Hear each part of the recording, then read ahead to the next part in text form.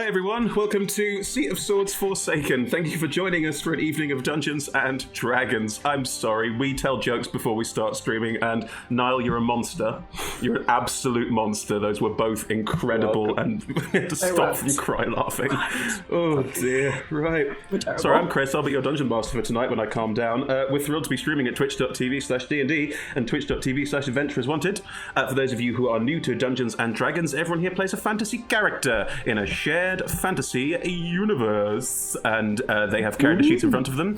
You can see their character sheets on the Twitch overlay of D&D Beyond, which is next to Shamini and Emma on the left. There it is. No, that left. No, the other left. Yeah, that left. Good. Yes.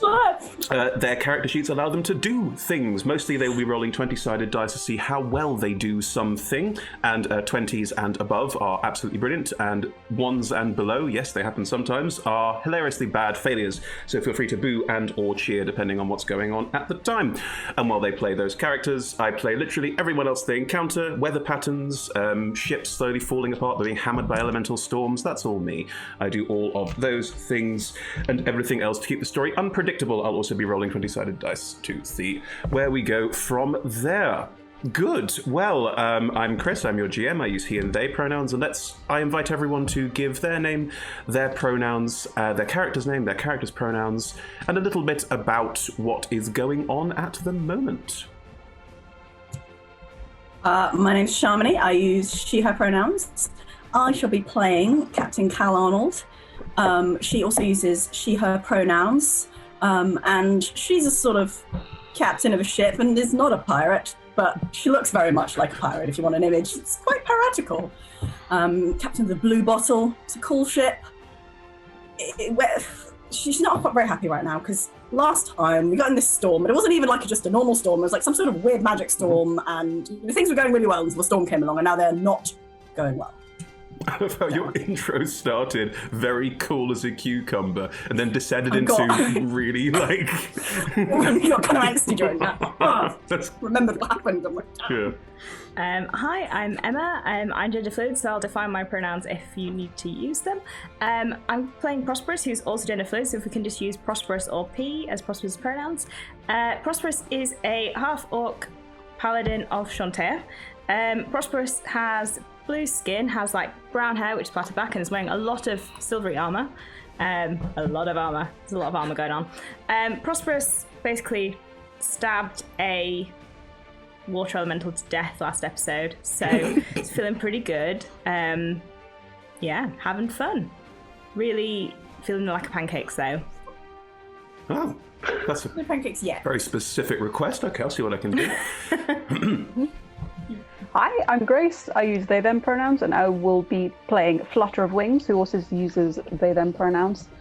Flutter is a sort of a small, very slight caracal-style tabaxi who is on the Bluebottle on their way back to Waterdeep after recently having gained a new sword, which is pretty cool. Last episode, I think they mostly tried to lift some boxes really well. I think they spent quite a long time lifting boxes. And then had a rad as hell battle on the top of the mast of the ship for 6 seconds with an air elemental before Milk banished it.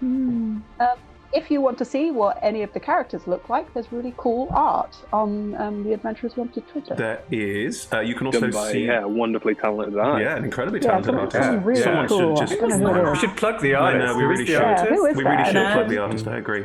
It's Grace. Oh my god, it's not. Unbelievable. No one knew that until now. That's what I got for you. That was brilliant. Hi, I'm Red. I'll be using Red today. I'll be playing Milk, who uses he, him. And yeah, I'm sorry, Grace. It was a very beautiful 6 seconds, in fairness. It was great, and it could have gone on longer. I shall banish nothing today. You're on your own. Milk is enjoying his #gap year with Prosperous, having escaped the Icewind Dale. Is heading south, looking for somewhere to open a bar, somewhere attractive, and serve overpriced cocktails to locals. Let's see if he can pull it off. Hi, I'm Niall, actor extraordinaire, joke master, and there you go. I already got a laugh. I see him. I'm playing Anton Rain, who also uses he, him. He is a man of the fates, still stuck on this ship. He's still not really sure where he's going, but he's getting a bit more sure that he's meant to be here, because so far he's not really come across a magical storm with 4 different elementals attacking him. So his suspicions that they're getting close to whatever reason he's here for it's growing. I don't know what this is, but it's growing. Okay, that's. You're welcome. I know what that is. That's all I've got for you. I know what that is. Lovely. Lovely. So before we kick off, this stream will run for approximately 3 hours, and there'll be a roughly 5-10 minute break somewhere near the middle. It's all improvised, so we'll have to feel that one out as we go. We are wonderfully sponsored by some excellent people. We are sponsored by Ultra Pro. They organize your tabletop with dice trays, character sheet wallets, character card wallets, all of the things you might want to have on your physical tabletop, including wonderful little random statue maquettes. Oh my god. This is a GIF. That is correct. GIFF, not GITH. They look very different. This is a GIF. They are hippos that travel through the multiverse looking for things to help. They're mercenaries, basically, but they're also hippos. Anyway, this charming little buddy can be yours for the simple price of joining us in the Twitch chat today and just saying a couple of random words. Talk to our mods, they're lovely. When you engage with us in Twitch chat and put some random words in, you're put into a random prize draw. You must have a UK address to have it sent to you because we are in the UK and competition rules are complicated. But yes, do join us in Twitch chat if you can. We're also sponsored by Hero Forge. Hero Forge offer fully customizable tabletop miniatures. I have so many on my desk right now because they're just amazing and I love them, and you can just go online onto their 3D generator and make your characters. But most importantly, what I have today to share with all of you is character minis of all of our characters in this stream. This one's Milk. You probably can't see it. It's yellow. The main thing is it's yellow. A lot of yellow and purple, that's right. But yes, we'll use these as initiative trackers throughout today's stream if we get into combat, so you will see them probably sort of arrayed in front of my face more than anywhere else. But yes, that is what we will be doing today. They're constantly expanding their catalogue customization options. There's been some medical scrubs and like new dragon heads. There's all sorts of wonderful things on Hero Forge, so check them out at heroforge.com. Okay. Lovely. We also have some excellent supporters. D&D Beyond, as we mentioned, doing character sheets, which you can see on the side of the screen with the overlay, and also allow us to play the game digitally over the internet, which is really useful, a fantastic thing. Idle Champions of the Forgotten Realms. Next to Emma, you will see an Idle Champions code for a free, I believe it's a gold chest. If you put that code into Idle Champions, you'll get a free gold chest. Thank you very much for joining us, and also do check out Idle Champions of the Forgotten Realms. We're also supported by Level Up Dice and Zavi.com. Do check out our Twitter, Instagram, Facebook, all of the socials. We're mostly Adventurers Wanted, but sometimes Adventurers 250 on Twitter specifically, where you can find out more about winning some lovely things or buying some lovely things with all of those excellent people. Finally, we play with a diverse group of players who play a diverse set of characters with wide-ranging sexual and gender identities. Our tables are trans-positive, and we both encourage and champion trans players, DMs, hello, and characters in our games. The DM and players may portray characters of a different gender to their own, and while we aim to avoid misgendering, we do acknowledge it sometimes happens, and as such, we have a policy for misgendering to make sure that if something does happen, we have the ability to correct it quickly and move on. If we miss an instance of that, please do let us know. Pop something into the Twitch chat or send us a Twitter message. We want to make sure that our tables are as safe as possible. Speaking of safe tables, we also use the TTRPG Safety Toolkit as well as an internal safety policy to make sure that we are playing as safe a game as possible. You may hear us refer to lines and veils in game to allow us to play safely with each other. You will also see the use of pause cards. That does say pause, not SAUP, where our camera's reversed for reasons.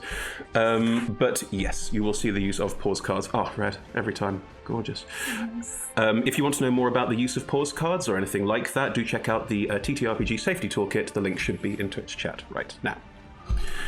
Cool, I think that's all the AOB that we need. So, without further ado, let's get into that intro and kick off Sea of Swords Forsaken.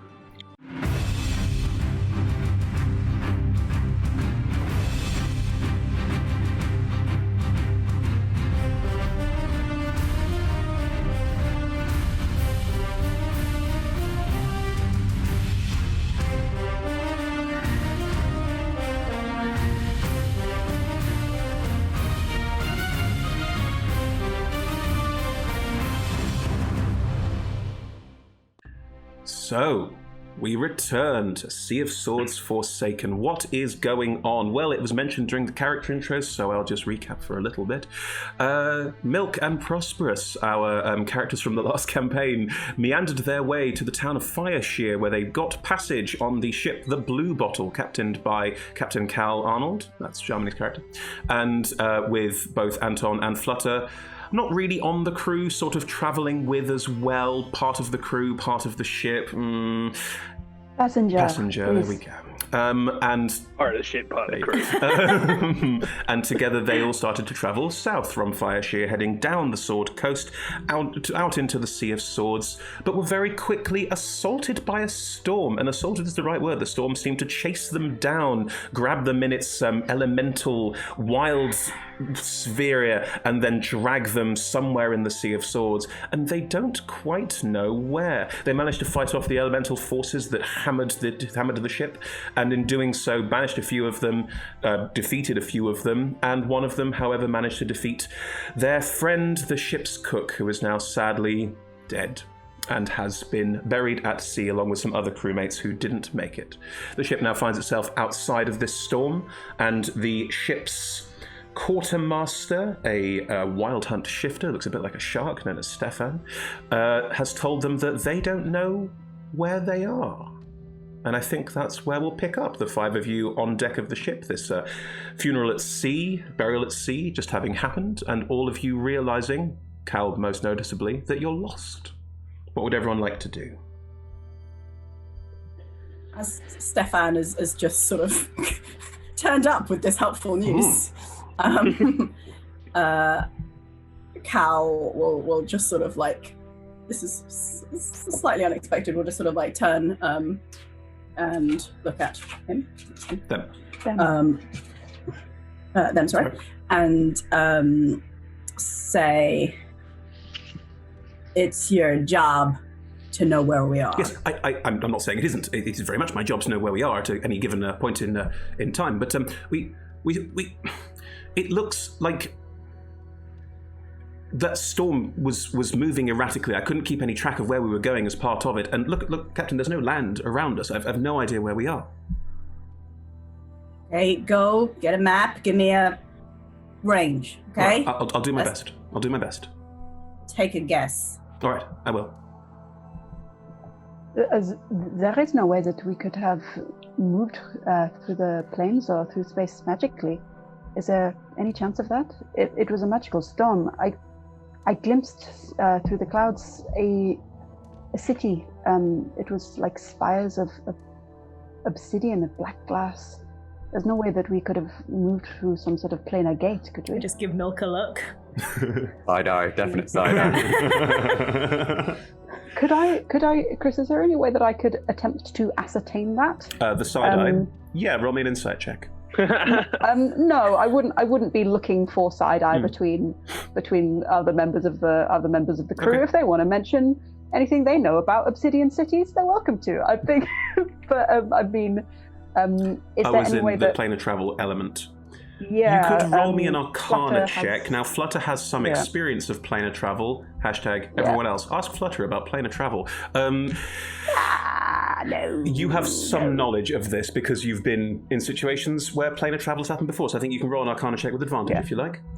Thank you. Could I make a check as well, just to see if I You can know roll an anything? Arcana check without advantage because Anton's never been to another plane of existence. No. Can I roll to spot the side eye? Yeah, of course you can. Roll an insight check. Thanks. Prosperous Milk, are you rolling deception checks of any kind? Are you trying to be subtle? No. No. I'm just changing my outfit to look more like the captain. I think just sort of, I'm trying to get the pirate vibe right. I'm hoping there's a tricorn hat involved, but Cal, I don't have one, but you should have one. okay, then I'm definitely gonna. Like I just have the headband, but Okay. okay. So Milk starts to look more and more like Jack Sparrow, and this is a good start. What was your insight roll, Cal? 17. 17. Now, they haven't rolled anything to try and hide this, so yeah, there's a definite side-eye. I think with a 17, you probably get a certain sense that they were side-eyeing on the reference to Obsidian City. Okay. Flutter, what was your Arcana roll? I rolled Oh dear. A 19 and a 20. Oh. My Arcana check, 22. Wow. Flutter, I have done some planar travel in my time. you take a look around and you you look at the sea, you look at the sky. It still looks like the material plane. And looking around, there's no obvious sign of any kind of planar oddity or quirk, and you know that other planes tend to have something about them that is different from the material plane. It would be very difficult to just go, this is definitely a different plane of existence, or this is definitely a material plane, but so far you're pretty confident you're still somewhere in the Sea of Swords. Anton, what did you roll? My train of thought was on specifically the Obsidian Tower. I got a 19 for that. Okay, your Arcana roll on Obsidian Towers. You have studied Netheril, ancient Netheril. You are aware of its archaeology. You are aware of its geography. They used to build out of a black material. Most of their towers had this sort of slight glassy black element to it. You know there's elements of other things they've worked with that are to do with... their overall colour scheme was very black and very metallic, but you can probably put 2 and 2 together here with a 19, I'd say. Okay. I think Anton's just going to hold on to that information for now until it comes up, because we've passed it, so it's kind of pointless until we see it again. In which case, Flutter, I interrupted you. My apologies.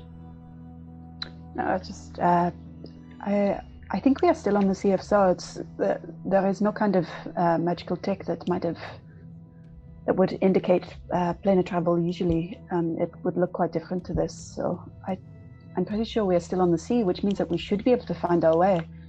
Maybe if we wait for nightfall and we can see other stars. Sure, we'll be back on our way to Waterdeep soon.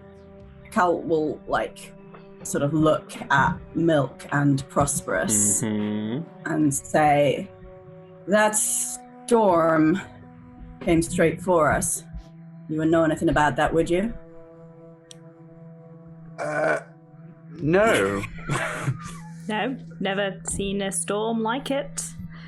Absolutely not. Although there were elements, I suppose, that just reminiscent of other things. The buildings, just suspicious buildings in a storm. That's new. Just caught our eye, I suppose. But the building might not be a big problem. What do you mean? It's just it sounds like Netherese architecture. So I don't think it was much to do with the storm itself. I mean, it's possible. Netherese were very big on magic. They were a big fraud founder on magic, so it's possible that the storm might have come from there, but I don't think so. I mean, all we're saying is that in the past, when we've encountered Netherese cities, the consequences have not been fantastic. Well, most of them are dead, apart from, the Shadowfell. Well, I was gonna... Yes, but things are still using what they built in ways that are possibly not positive. This is a good point.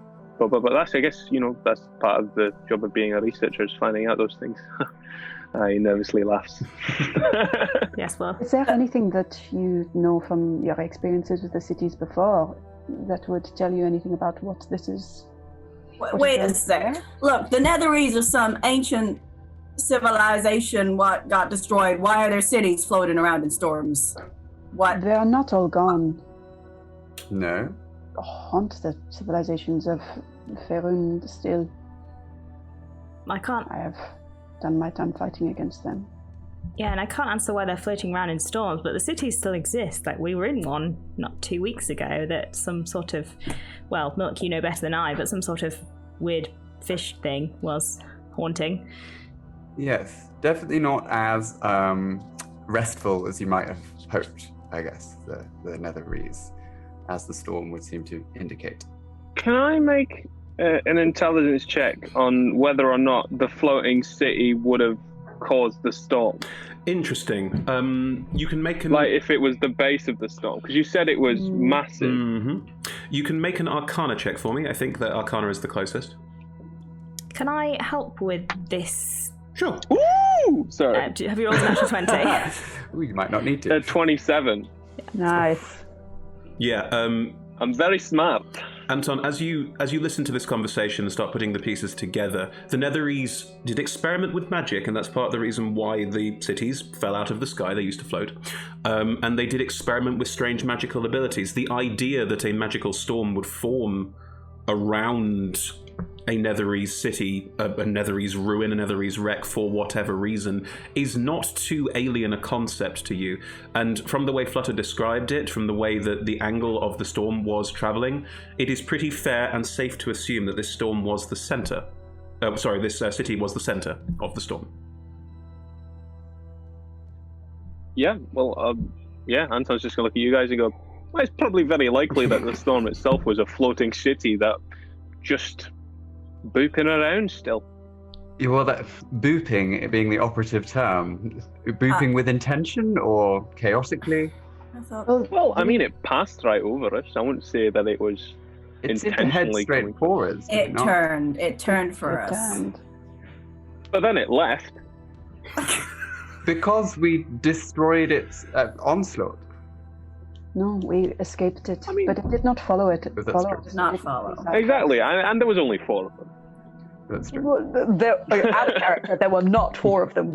Only 4 of them came onto the Right. ship. We outran it, didn't we? And then We because outran we were it, going really yeah. fast, it kind of seemed to give up. Was that Yeah. out of I think we went past. We sort of went behind it almost, didn't it? And it like. I mean, think these cities are, based on like old magic, very powerful magic. It's very, could be that the city itself was floating around, and that it's not necessarily aiming for things, and that the things that are created by it are not necessarily attached allegiance-wise to the city itself. It could just be a complete burst of random magic that's just unluckily we. Could be. Or It could could be. That does chime with our experience. I mean, you remember the farming implements that attacked us, Milk.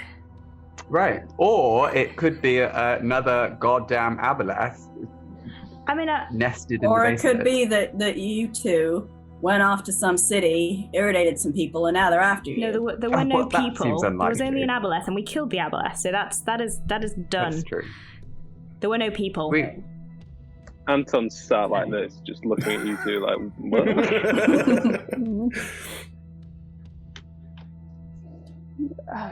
Would you usually link? Well, the creatures that attacked us were elemental of nature. Would you usually link the elemental planes with Netherese? Because that has not been my experience. Not from the experience of... Oh, they were doing everything. I mean, from the two of you who've experienced Netheril recently, not at all, we didn't see anything of that description. Anton, with your high arcana roll, they experimented with everything, you are correct, but a specific connection to the elemental plane? Not specifically, no. The plane they're most associated with is the Shadowfell because of recent events, where a bunch of Netherese cities made yeah? pacts with the Shadowfell and attacked a bunch of places, including Cormyr, where Flutter fought them. We haven't seen any elementals in our travels. Only, well, dead fish. corn. If their cities all fell out of the sky, why is that one floating around in a storm? Because not all of them fell out of the sky. Well, I mean, if it fell out of the sky onto the sea, Evidently. maybe it's now floating on the sea. That is how ships Right. work, isn't it? Certain wizards were able to rescue their actual floating cities. I mean, effectively, all magic just went like that in an instant and then came back pretty quick. So certain ones fell and and other ones just sort of, floated. Well, but perhaps we will see no more of it. I'm sure. There is wild magic everywhere in the world. It could have been a freak incident. It will fly by, and we just need to work out where we are going next. And well, we never saw anything like this on the way out here, so we can assume that we will be okay on the way back. I don't know what to roll. Would I assume that the fact that both I and Milk and Prosperous have recently been there, that Niall is a researcher of it, and that Flutter has fought the Netherreal, might suggest that it's more... Like, is that unusual, or are the Netherreal quite everywhere? I mean, It's almost like we're in plot points or something. I mean, roll me a story check. No, roll me a. Can you roll me a? Internal consistency check. I'm trying to think what it would be, because you're right. That is it's a conjecture, so it's intelligence. It's not really a history check. It's not really an Arcana check or a religion check. It's not really a nature check. They're all zeros for me. Okay, then just roll me a... It feels almost common sense. Yeah, it does, doesn't it? Which would be... It's like, huh? Maybe that's charisma. No, it's a pure intelligence check, but the DC is lower because you can't add any skill bonuses to this. That's the fairest way I can think of doing this. Okay. That's a natural 10. Cool. Looking at the people around you, you can conjecture two things. One, the fact that all of you have some Netherese connection is notable. Is it necessarily a guarantee that all these things are connected? No. But it is notable that most of the people on this ship who appear to have some kind of, I don't know, player character vibe about them, have something connected to Netherreal, which is intriguing. You also note that one person, very notably seems to doesn't. not. And is looking around like, why do you people all just talking about like, oh yeah, and then when I was in another city last week, I summer there, you know. What is this? You've not been? Oh, you must go. You really must. But yes, you controlled those two conjectures with a 10. I will allow. I will indicate that, but I can't repeat it. I mean, I guess I could chat to Chontea about it. I'm not sure that she'll know anything. It's nothing to do with farms, but... Cal will roll her eyes slightly at the mention of Chontea, and then disappear off too. Sorry. I love it. Climb up she's going to go up to the coast. Sure. How do you speak to Chontea? Well, the one time I did it, I got my sword out and I put loads of seeds on it, and then I cast a spell and I ate all the seeds. It went really well. You really remind me of someone. I'm just going to sit down and watch this happen. What, you mean all of Emma's characters have a... No, specifically Keldon. Yeah. There are other of Emma's characters that would not behave this way. Sorry, audience, if you haven't seen Corrupted, the show we did last, there's a lot of reference to that now. You don't need to have seen it to put all these pieces together. Everything will be described in this event. If we do make reference to other characters from other adventures, Flutter appeared in Agents of the Nine Hells, which we did about a year ago, and you can find on our YouTube. But again, if you haven't seen it, you don't need to understand what's going on, apart from that obvious in-joke. Good, right. Don't worry, it's not a dig. Just making sure the audience understand. I'm going to run vertically up the process. Are you just walking up? Oh my god! Everything is a level surface to Milk these days. You probably beat Cal up there. I don't know. I mean, I'm just catch you up in that case. Okay. I just want to ask you if you know where. Do you know where we are? Hang on. Before you get to that point, because we're going to both be in the crow's nest for that scene. While Cal is climbing like a human, Milk, how are you going up just walking? He just moves like everything is the right way for gravity, right? Brilliant. So he's just strolling Excellent. It's nonchalantly. On the It's mast. Dracula in Van Helsing, right? Yes, it's Dracula and Van Helsing. Right. It's just vertical. Yeah. In fact, Red, if you haven't seen Van Helsing, I think that level of camp is perfect for Milk. Yeah. I don't know what you mean. Jackman is great. Isn't it? The largest Ackman I ever saw, honestly. Yeah. It gets huger every time. So Flutter is sitting watching Prosperous presumably cast ceremony. Emma, is that right? Mm-hmm. And Anton, what are you up to? Well, Anton's just going to sort of see everyone's parting off, seeing that people are doing little things that they need to do, and he's just going to get out his book and probably just watch the divine summoning. I mean, he's probably seen one before, but he's like, this seems like where I'm going to lay my, I don't know, what do you say, lay your eggs? I don't know. Okay. I'm laying my eggs. Okay. all the time. It's a thing now. That is where I lay my eggs. Yeah. Right. I'm gonna lay my eggs here. You know where I lay my eggs? In Milk's face. Boom. Sounded a lot more sexual than I intended. That was weird. That was really weird. The corrupted reference. The corrupted reference, there we go. Much corrupted. It's fine. So, Cal, Milk, you are both entering the crow's nest at about the same time. So you sort of both walk in and climb up to the crow's nest at the same time. What is this conversation? What is this? What is happening? Do you know where we are, Captain? That's exactly how you come over, isn't it? Been made Some good acting. pretty Some solid clear acting. that I do not, but give me a minute and I get my slightly magical telescope out. Oh, the slightly gonna watch. magical telescope. Hello, slightly magical telescope. What do you have to roll to use your slightly magical telescope? I can't remember it too much. Just remember it being a stuff. perception check with advantage to see, Correct. and then a perception check to understand what the best route would be. It all sounds correct, but want Shamdi to check a Where's character my- sheet? Where's my tab? I can't find it on my tab. I can't find it on my tab. Audience, in case you're wondering, Oh, Shamini there as it is. Captain Oh, no, Cal that's fine. Arnold has a character sheet and a ship stat sheet and how ship rules work and all the rest open, so this is a cross I have made for Cal to bear. Right. So first off, so two things it can do. First off is just seeing what's about. Mhm. So I'm going to make a perception check for that. With advantage. No, I don't have advantage. That's literally what it says. Good job, I can read. Don't worry. All good. Oh my gosh. Oh, that was good. That was a 24 on perception. Splendid. Nice. And what happens? I can see things well good.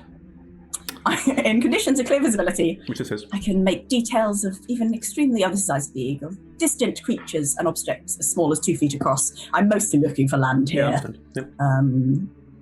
And anything that would be on a map or that would be Absolutely. geographically familiar. Absolutely. And then the second sort of thing that it does is based on the cartographer's map case, and it's about sort of finding routes to places.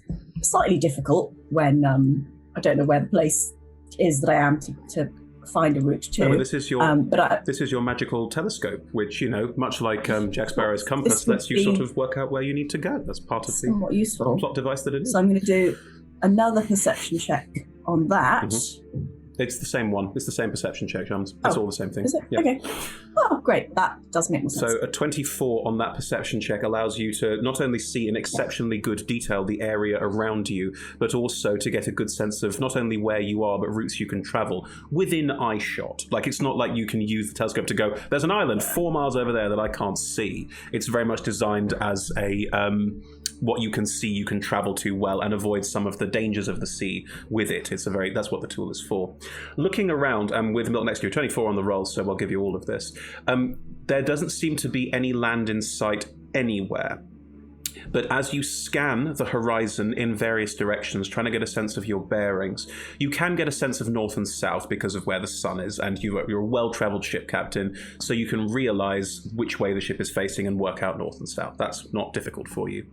As you scan the area to the south by southwest, you start to notice that there appear to be some rocks under the water. Now, rocks under the water is not something you would be unaware of as a concept. Like the idea that there are islands that don't quite break the surface or would only break the surface during certain kinds of tides, that sort of thing. You're aware of that as a concept. And as you scan these ones to the south by southwest of you, you notice something very specific about them. They have a slightly purple tinge. Now, you, as an experienced ship's captain, an experienced traveller in these parts, are aware of the purple rocks. The purple rocks are a series of rocky islands in the middle of the Sea of Swords, Trackless Sea area crossover. They're quite a long way to the west of where you intended to be. So you have been blown a significant way off course. And from that, you also get that Stefan's not doing a bad job. Just that storm was so violent and so fast. Yeah, I'm defending my NPC. That is correct.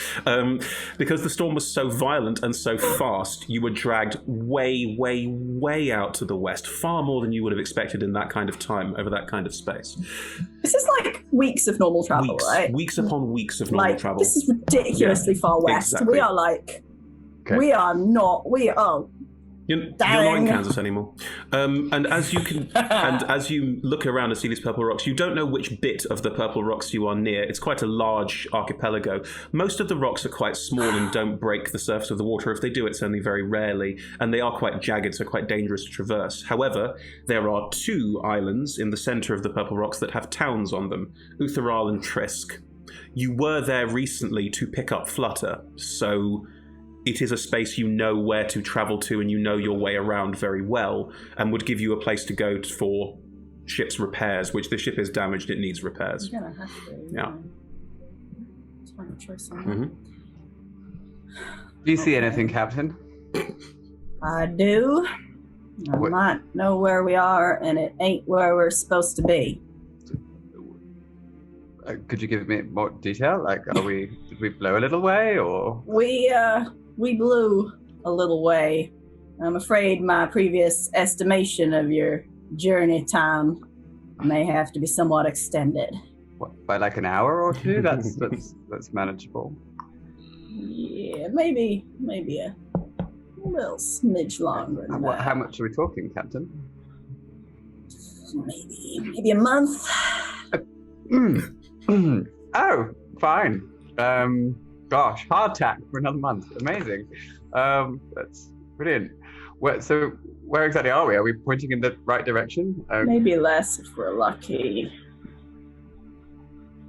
I gotta go tell them where to go now if you want to be a little quicker.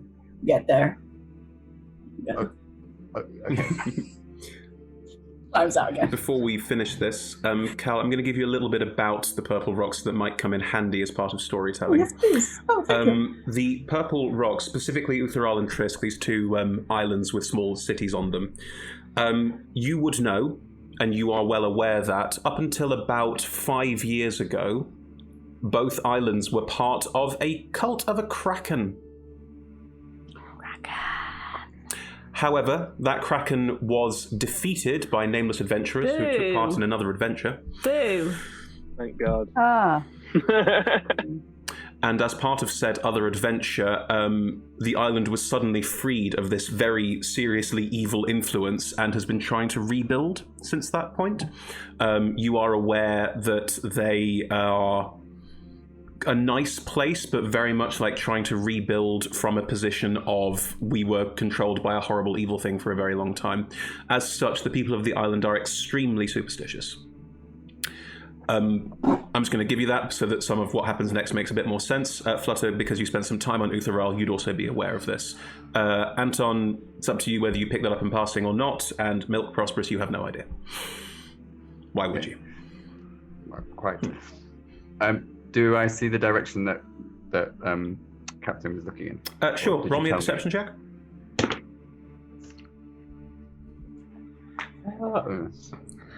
That's not good. I feel like Chris is going to do the thing where they ask you to make a perception check, and whatever the number is, they're just going to go, no. 15. No. Nailed that one, Grace. Well done. I've played me for a while. Yeah, you can't. It talks about Mossy. See anything? No, didn't see anything. It's purplish. Can I see anything? Like, can I see where that was? Oh, I can't. No, it's fine. No, I mean, you can. Okay, You can, I'm just going to walk down the map. I mean, there's a purplish tint to the ocean, but that could just be ocean. Okay. Foreign places. You're just going to leave Cal. You're just going to Batman Cal in the... Cal's already left. She's gonna Cal really already around left. and- Yeah, but slowly, and then Milk just like walks past. Just like, I walk away down the mast. Good. Yeah. There was a ceremony happening on deck. Yeah, I'm going to do the same thing that I did last time because it worked. So I'm going to get my sword out, and then I'm going to get my sunflower seeds out from where I store them, because I have an endless supply. No one knows where they come from or where they go. It's like the javelins, actually. So your hammer space is javelin and sunflower seed space. Correct. Great. That feels very in character. And It's not your prison pocket, is it? No. it's just, they're just there, no one knows. And I'm going to lay the sword out on the deck. Probably in the way of everyone. I haven't noticed. I don't care. And Yeah, just mind people. And, Excuse me, Steph. Yeah. and I'm going to put the sunflower seeds down the length of the sword. Like slightly too many because I'm hungry. So they're not like, it's not like a perfect line, it's like clumps. And then I'm going to sit there and start casting my spell, which is Ceremony, at first level. How long it takes an hour. I'm going to be sat here for an hour in everyone's way. I try to sit cross-legged, but there's too much armour and it doesn't work. Mm-hmm. So I'm like sat with my legs out like a teddy bear.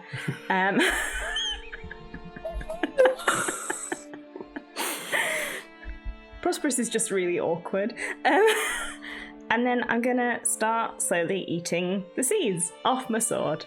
Hey, Trontaire. This is a thing we do now.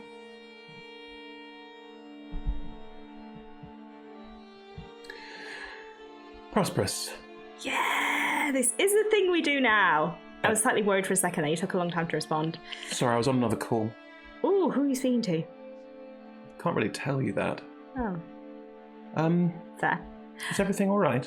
Yes, everything's great. Good. We're having a holiday. We were having a holiday. We're not having a holiday anymore. Sort of still a holiday. Is it still a holiday? I don't know. What do you think? Do you think this is a holiday? It's a weird thing to summon your god to ask. That is true. What do you think, though? I'm not physically there, but looks pleasant enough. Yeah. Right. I was going to ask you a question. Right. What was the question? I don't know, Prosperous. Are you speaking out loud? Yes, Prosperous speaks out loud throughout this entire conversation. Yeah, so like definitely at the point where you were like, what do you think? You'd be like, it's okay. I mean, what? Like, obviously, I can't actually hear what they're saying. You're. I don't know. I don't know what you were going to ask. I can't remember. Sorry. Something about. I better probably say something snappy. Storms, magical storms, cities. Netherese cities. Yes. Mm-hmm. Lots of people here who know about Netherall. Is that a coincidence? How do you feel about coincidences? I mean, there are such things as coincidences. They do exist, but they are comparatively rare because most things tend to happen for some kind of reason. Cool. Yes. Good. Oh, are you asking? That's your question. You'd like to know if everything is connected. Feels like a really big question, but I suppose we've got an hour. That is how this spell works. Yes. Look, I brought snacks. I'm fine. Yes, I'm aware they are your snacks for when you cast the spell. That is absolutely how this works. I can't answer direct questions like this without a bit more leverage from divine magic, Prosperous. I'm not... Can you give me a hint? Is this how this works? Can you give me hints? I can give you hints. I'm very happy to give you hints as part of us having this ability to converse. And also, it's always nice to see you. So this is pleasant. Thank you for summoning me. It's always nice to say hello. I could always plant the seeds if that helps. I mean, I'm not sure where I would plant them because we're at sea, but I could find somewhere to plant them. No, don't worry. You don't... That's not what this is about. It's... You're making a concession. You're calling on your connection to me to try and engage, and I like that. That is lovely, and I'm very happy to engage you. I just can't... The divine gate is what it is for a reason. There's a gate? Yes. Is that like to keep sheep inside? No, there was a whole war where gods nearly destroyed... It doesn't matter. I'll ask Anton later. He seems like he would know about that kind of thing. Yes, he definitely seems the type, doesn't he? Look, that storm was indeed following the ship that you're on, and yes, there is a reason why. And it is to do with one of your new friends. I have new friends. Oh, that was an assumption I made. I'm sorry, are they not? If they're not, then one of your compatriots, comrades. No, I was excited. People with definite player character energy. Yeah. Like making new friends. Yes, one of them, I can't tell you who, but one of them has a very definite connection to this. I can tell you that it's not Milk or you, because I think that's obvious. You're here by accident.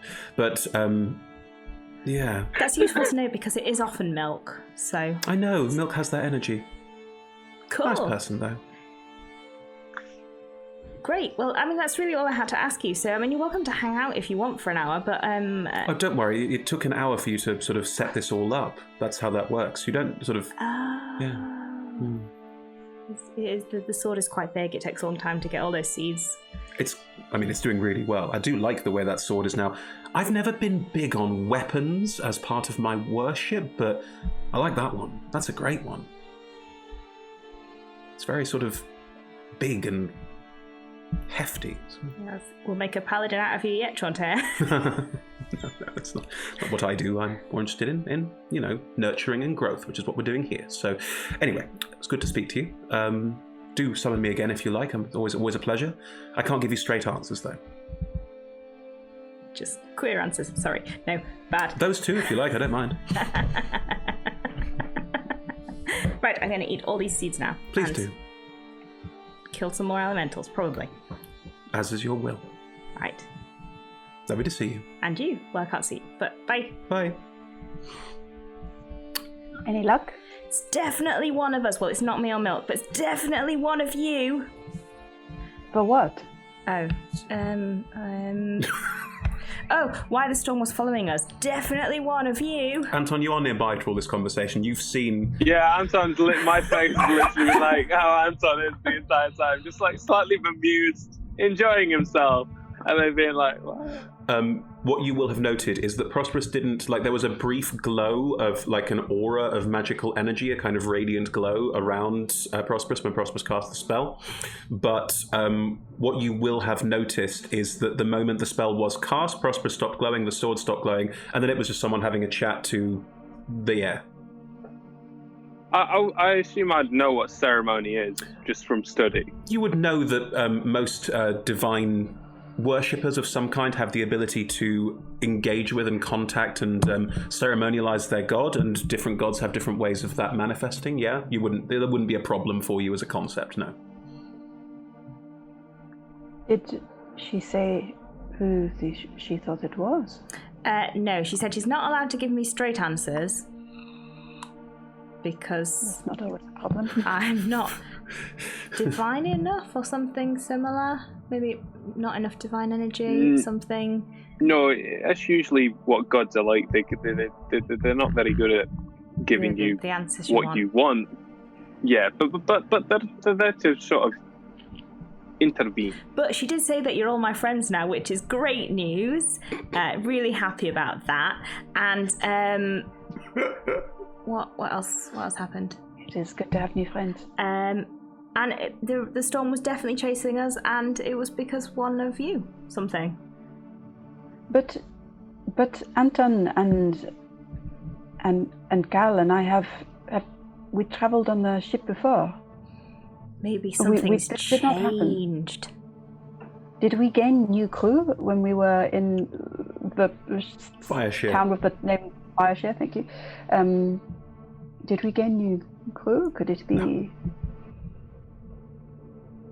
Then what has changed? I don't know. Look, I have to say that gods aren't necessarily very reliable. Just from observation here, we've been told that one of us, the storm was following one of us. Yeah, it's not continued to follow us. And so just told his answer. He's like, I mean, she's never steered me wrong in the past. To be fair, I've only spoken to her once. And she did make my sword magical the last time. So, that was a pretty good conversation too. Did you agree to anything? No. I mean, I worship my god, and in return she made my sword magical. Do you need a magic sword? No, absolutely not. No.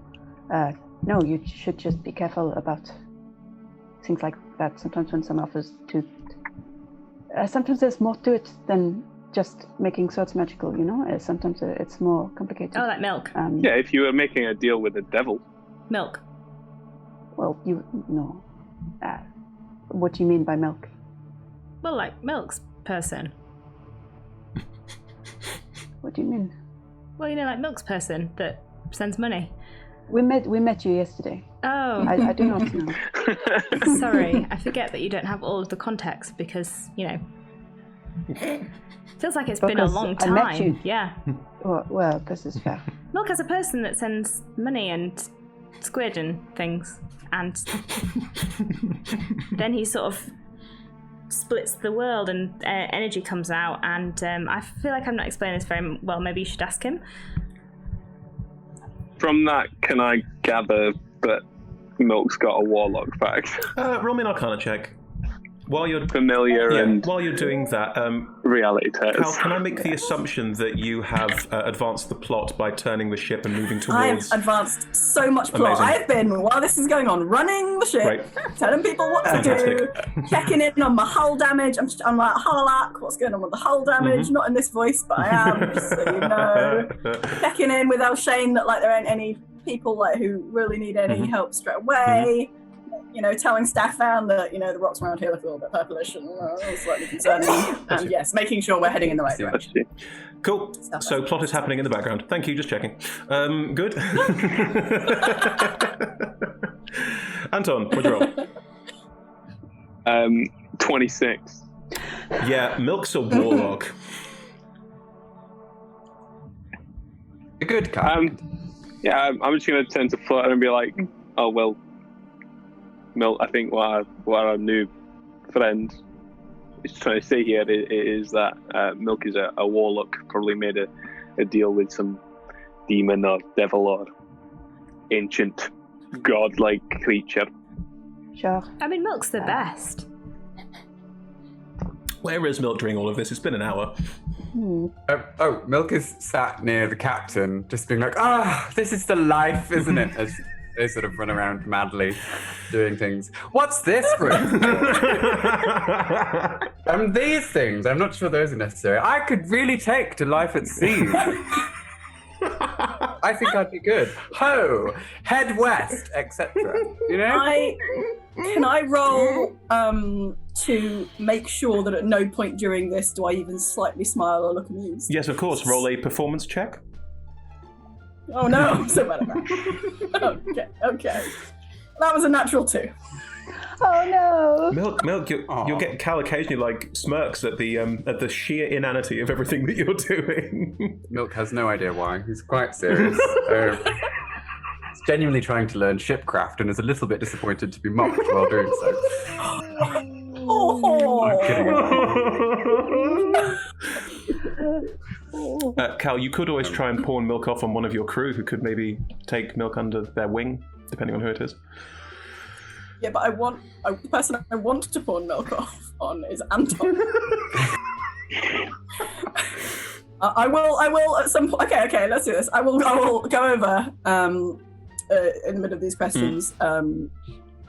Anton, our new friend Milk here has a lot of questions about the way the ship works and things, and I thought it'd be a good opportunity for you to demonstrate your great knowledge of how things work around here.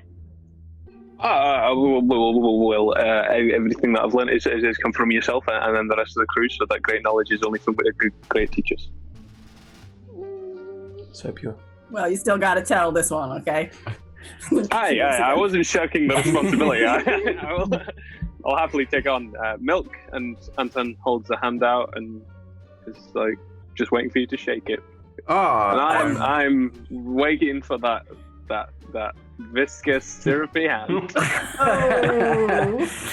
Which you receive, and it's quite cold, but and a little bit viscousy, but none gets stuck on you. Like it's all clean. Anton's gonna look at his hand and be like, is that to do with your warlock pact?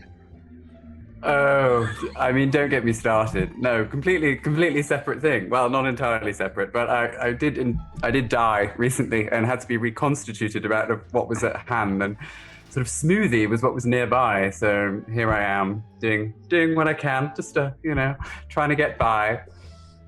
Are you okay? Yeah, just a smoothie. He takes out his journal and just jots down. Yeah. Resurrected with smoothie. You're a researcher. The Netherese, they're really into sort of liquid diet, right? For long traveling, etc. No, not come across it? Niall, this is complete news to Anton. The idea that the Netherese would have some kind of reconstituted food stuff that wasn't real food is fascinating to you. Can I insight that first, whether or not it's truly Netherese food? Sure, absolutely. just he'd be like, what? Sure, go for it. Oh, sorry, rolled off the table, caught it in my hand. But what is it? What am I adding? Your insight. That's the one. +1, so a 19. Ooh. You're rolling solid today, Niall. Holy shit. I'm doing all right. I'm like, this is my new favorite die. I'm using this one all the time after this. Milk is telling the truth. Okay, well, yeah, I'm going to jot that right down. Milk may be a font of knowledge for researchers of ancient Netheril. Who knows? Yeah, Netherese, like reconstituted food. Mm-hmm. Yeah, and you can, totally make people out of it and stuff. Well, was that its actual use? what do you mean? Is this Prosperous in the background shaking? Like, no. No, but it totally works. Look, I mean, yeah, it's a little bit more slippery than before, and it's certainly messed up my colouring. But, the whole being able to squeeze through holes and thing is kind of interesting. I kind of like it. Oh, it's definitely a way to change your body with magic. Anyway, how about I take you down this ship? Oh, sure. I mean, are you sure you wouldn't rather I just hung around with you, Captain? She left A while back. It's Batman's you. Totally just threw me off there. Oh, I And really I'm thought going to I look was at you and be helping. like, who does that? Yeah. Yeah, absolutely. Please. What are these things for? I will answer every question Milk has to the best of my knowledge. Fantastic. Great. I have some questions for Flutter. Well, you two are both there, so yeah. Cal's gone off. Anton and Milk are doing the whole ship buddies thing. Right. What? Where's that? That is a sail. What's that? That's a another sail.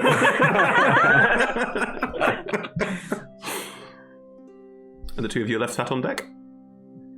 You seem very knowledgeable about packs, or concerned about packs. I couldn't quite tell. They're kind of the same thing. I mean, it is a perfectly reasonable thing to be concerned about if someone has made a deal with some sort of unknowable creature. Can I inside check this sentence? I mean, none of that was inaccurate. It is perfectly reasonable thing to be concerned about, especially if you're on a ship with Yes, them. I'm checking whether there's an additional reason behind it. I would, Grace, you can roll a deception check if you want, if you're trying to keep that part of this. I'm not deceiving anything. I would be interested to see what Prosperous could glean from Fine. this. But Okay. I've rolled a Prosperous 22. Everyone's on fire today. Reads you like an open book. The way that Flutter reacted to you talking about gaining an enchanted weapon from a godlike being, and then the way that they reacted to the discussion of Milk having a pact with someone, probably it sounds like this is someone who has had experiences like that. That would be a reasonable thing to ascertain from the way that they've reacted to those things. I saw you fighting up on the, there, whatever that's called. That's... Yard. No, Prosperous genuinely doesn't know. That's not someone who hasn't done that before, really. Well, I'm a swordsmith in Waterdeep. I forge swords. I use them. I have had some experience with dangerous situations like this before, and I'm wary of them. That is entirely fair. But the mast thing, I can just climb, and I'm very very acrobatic. I saw that. That jump was pretty cool. Your friend, do you know who he has made a deal with? Milk, would you have mentioned the name The person that you made a deal with? I don't think so. No. There was some sort of eggs in the face situation, and then that was resolved, and now there's somebody else, and I'm not sure who the somebody else is, but there's no longer eggs in the face, so that's a positive outcome, really, from my perspective. Is he okay? Oh, he's great. We're gonna go south and open a bar and probably not start a cult.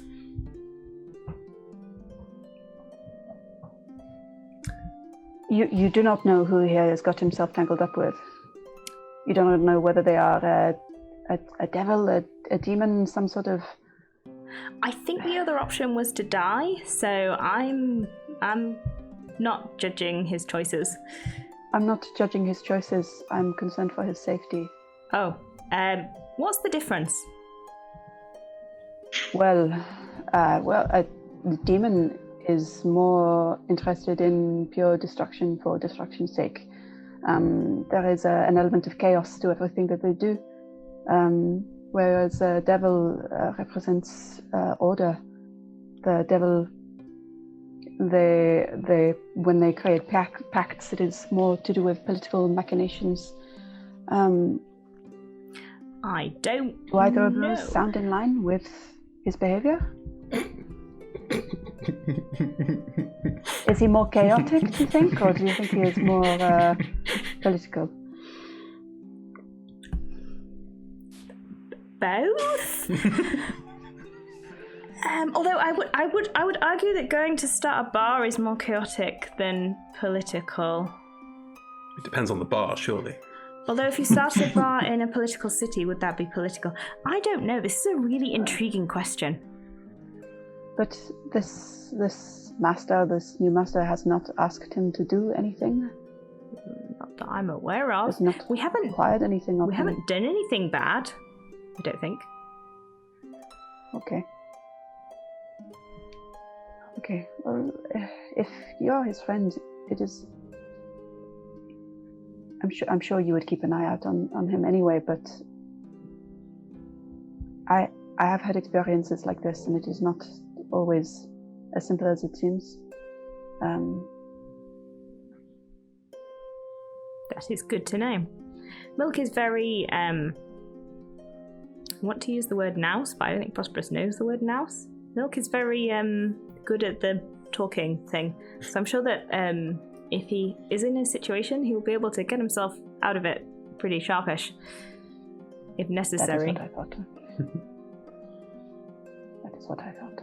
As you both get up and as the ship is now travelling towards the Purple Rocks, Flutter, the angle at which you were sat down on the deck, you haven't really sat at that kind of angle before, because for the last couple of months anyway, because why would you? It's a very strange angle to be sat at.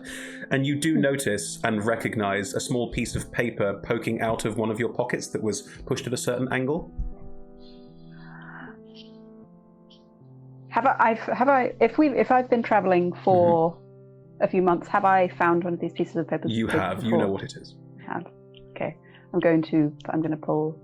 You see sort of like the Prosperous might see sort of like a little like light up in Flutter's expression, and they like pull the paper out. Mm-hmm. And is it the sort of thing where I've like unfold it? You unfold or it, yes. Is it just like, yeah, okay, I will unfold it. On the bit of paper it says "boo" in big letters.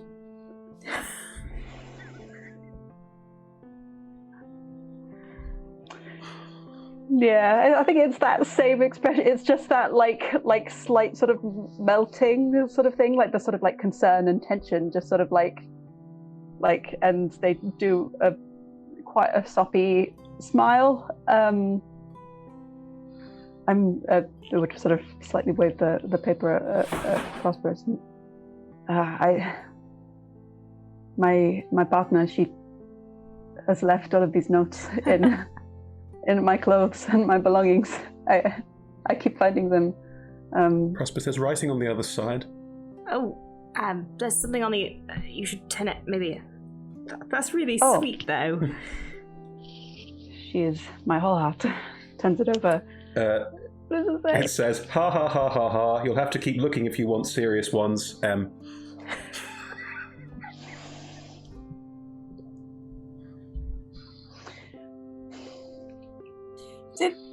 Did Chloe write Yes. these? Beautiful. Chloe wrote all of these inane pieces of love poetry that I've been given. Yes.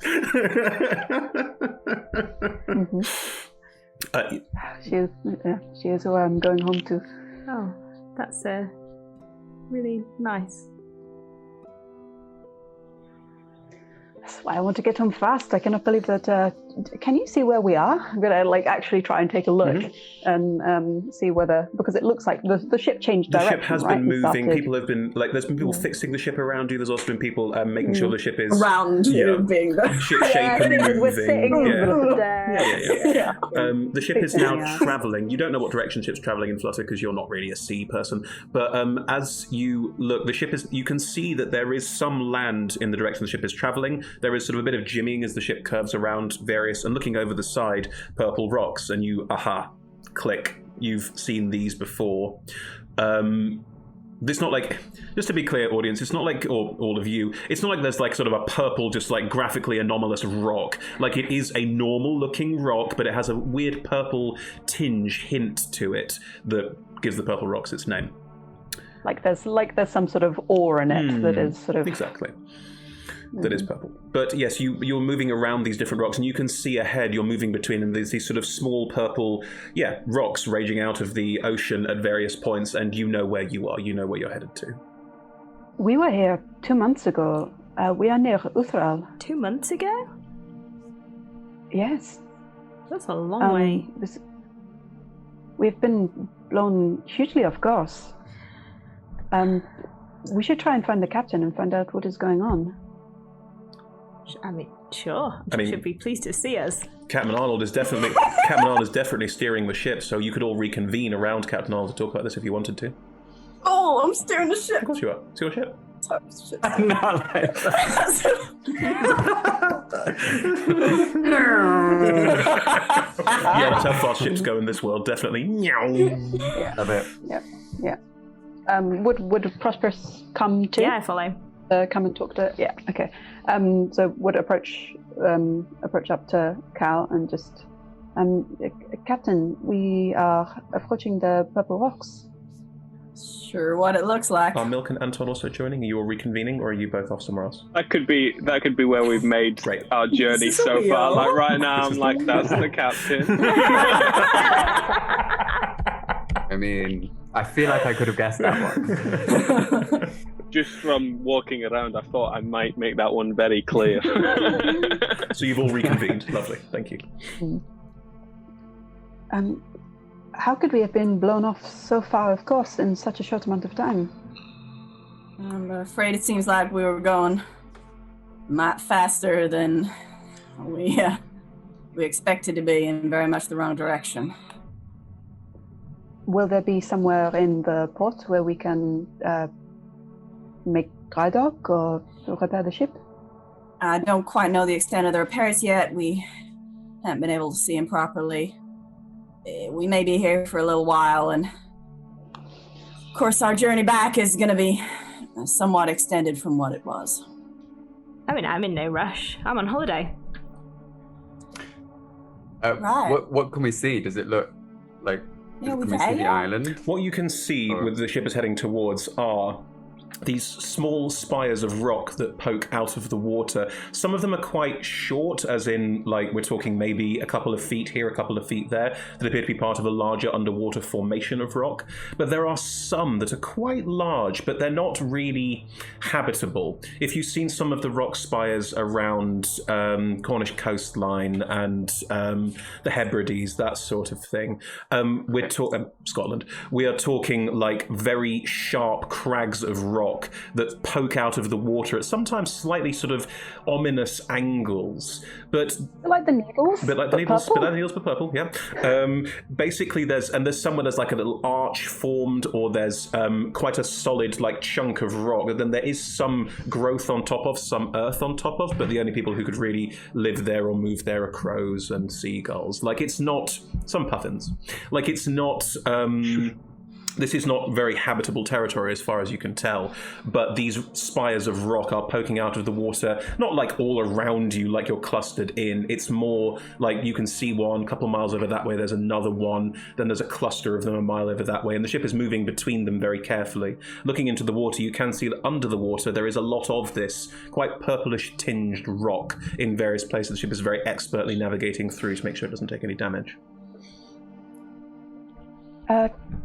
Captain, do you think that the elemental energy of this area had anything to do with the storm? Is that likely? Elemental energy of this area? The purple rocks are called the purple rocks because the rock is purple and suffused with an ore. This ore, it burns hotter and brighter when fired than most other coal or ore of a similar nature, so it is very useful for things like forging, which is why Flutter was here. Is it like elemental magic? Not especially. It's not really a magical thing. It's more of a geography thing. But it's a perfectly fair assumption to make, Flutter. There's no mistake there. Like, So that is a misunderstanding on my part. There ain't usually any kind of elemental storms around here. Not as long as I've been sailing. Hopefully we won't be again. Well, I mean, unless it's looking for one of you. Excuse me? Well, good news. It's definitely looking for one of you. Can you be more specific? Yes. My god says that the swarm followed us because it was looking for one of you. You spoke to Shantae? I just speak to Shantae. Oh, have fun. How are they doing? Really well. That's nice. Well, actually, she said she had to end another call to come speak to me, so I'm not sure she was very well. But complicated. Well, you know, gods are gods. They've got to do their duties. Did she say why a storm would be chasing one of these people? Well, I don't know. She just said that it wasn't a coincidence that we have connections to Netheril. Or coincidences do happen sometimes, but not often. And some other words that I've forgotten. And she really likes my sword, so everything's great. Good. Well, as long as she likes your sword. I'm sure there was more to it than that I've forgotten. You appear on my ship. The storm starts chasing us, but your god said, definitely nothing to do with you. I mean, how do we know it's got nothing to do with you, grumpy lady? I think Flutter would sort of turn and go, Captain. Ooh. Captain Grumpy. Oh, sorry, are you talking to me? Yeah, just like if you speak to Cal like that, would just sort of turn and go, Captain. Well, respect goes both ways. Yeah. Anton's feeling very hot under the collar during this conversation. It's like, PvP. what's going on? Look, it's been a stressful day and the captain's ship is badly damaged. I'm sure we all could do with a little bit of rest and some time to assist with the repairs. Is that not right? Before letting tensions overspill. Of course. But, Captain, do you have any links to Netherese? I ain't never seen any of these Insight check. There are these things before. Dirty 20 on my insight. Cal, you can roll a deception check if you like. So, Shit! So there is a sort of connection, but like it doesn't seem like that would be relevant. But Chris, if you want, Do I think you're lying? I think okay. No, to think that that's relevant. I think there's an intriguing. That seems like there's an intriguing connection here that I think is worth working through. Okay, I'll have a blink of like, could it be, and then just be like, it's a blink of could it be, and roll a deception check to yeah. hide the blink of could it be if you want to. Yeah. That's a good idea. am I not good at deception? Don't give me one. 14. Milk, you catch an element of could it be? It's just a bit uncertain. A moment of uncertainty that feels very removed. Like it might be there is a connection, but it's not obvious. Okay. She goes back to blaming everyone else. To me, no. They are to blame. Yeah, the grumpiness towards the two of you is the genuine, like, she's like suspicious, like it seems most logical. She's not like trying to have a go, like. Since this exchange has led to a suggestion of helping move the ship around and get things sorted, are people going to genuinely go and help and try and get things sorted to get Uthral faster? Says your DM. No, I was just trying to diffuse the situation.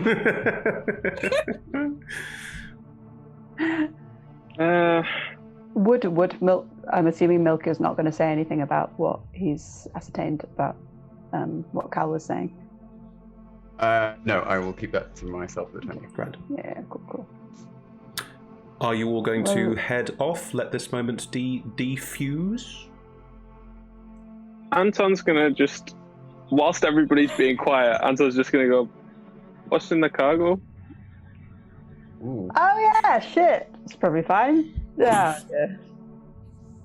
Just like looking with his eyes down, like he didn't want to ask the question, but now he's asking it. Cal definitely, again, has this moment of like, what? Oh, what? No. Anyway. What makes you ask that, Anton? Buddy. Old buddy, old pal.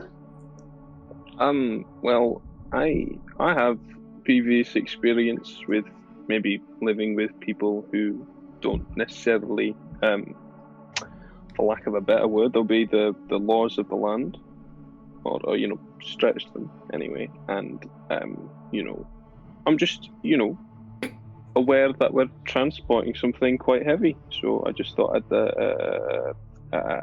ask about it. Is it something that might be useful in repairing a floating city? Anton, have you got a mending spell? Not for a while, no. I don't suppose there's no one else on. Captain, are you carrying anything that would be putting us at risk of any kind? Other than, you know, myself? If I am, I will find out. You didn't check? Am I putting it on the ship? In my line of business, it's often best not to ask too many questions. Yes, but a few questions, Captain. Like how much I'm getting paid for it? Specifically, Ask those kind of what is it? questions. Fair enough. Should we check? I feel like we should check. I would like to check. I would like the fact that we've checked not to be obvious. Sure, we can do it carefully. I I could think- do that very easily. I have a teleporting squid as well. We'll be fine. All right. And I can trust that word of this won't spread beyond this group. Look at them all. They seem trustworthy. Yeah, they do. I mean, That's lucky. We all got who are we going to tell? Gesturing to the open sea. And the crew of 25 plus, I think it's 4 remaining officers who may have a thing or two to say about it. There is And who are just about to make landfall. No Well, one. loyal, That's though, who. Yes, it's fine. Everything's fine. Can we Can I head insight down? check? Everything's fine. That wasn't a character. That was. Stop insight checking everything. Everything's fine.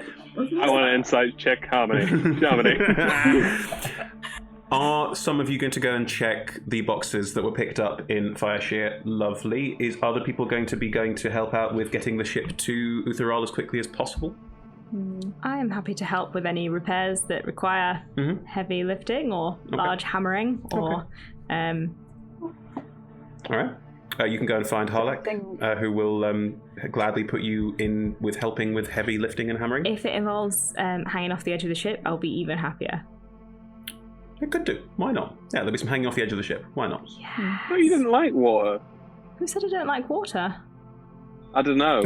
Clearly, no one. I don't like being in. Like, clearly that was Emma something doesn't I like made being up. in small spaces with water, but hanging off the edge of the ship in water, that's fine.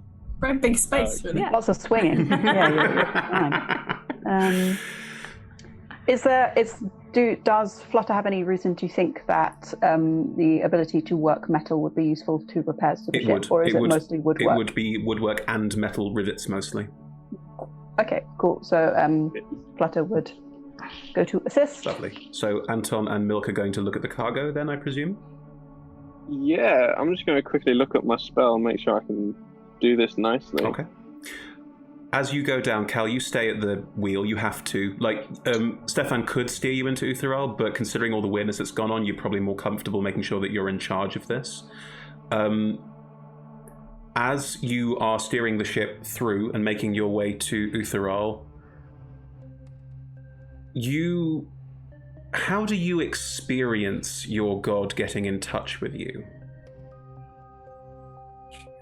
Angrily? Yeah. I get an itchy nose. Itchy nose. You get an itchy nose.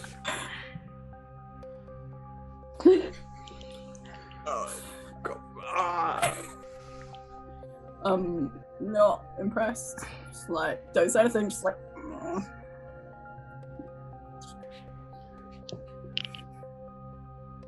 I don't know how many times I can knock. And stop knocking.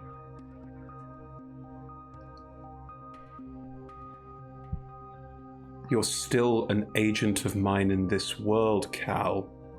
Even if you want to ignore it and forget it, you are. Is there something you want? Something you want to tell me about magical storms and nethery cities floating around? As always, I need your help. Doing what? It would be good if you went back. To the storm? Yes. Right. And do what exactly? Get blown to pieces? No, there's more going on here than you think. What do you need? What's it to do with you? If I told you everything, I can't tell you everything.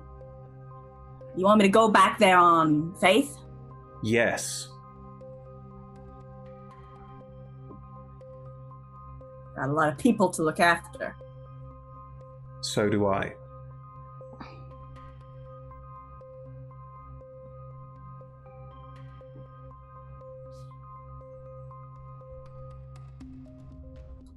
Look,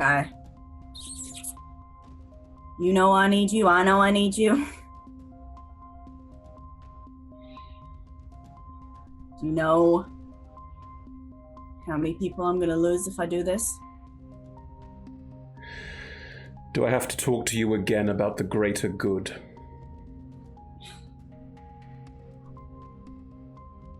Right, I can always rely on you to do what's needed for your greater good.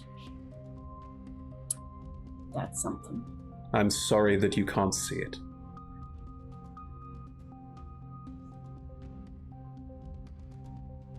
Gotta give me something else. What do we do when we get there? Sail into a storm? Something.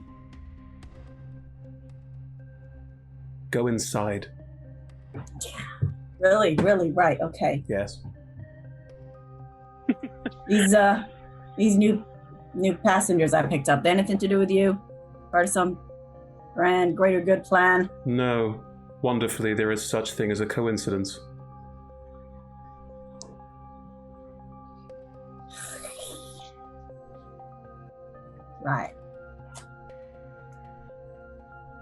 Right.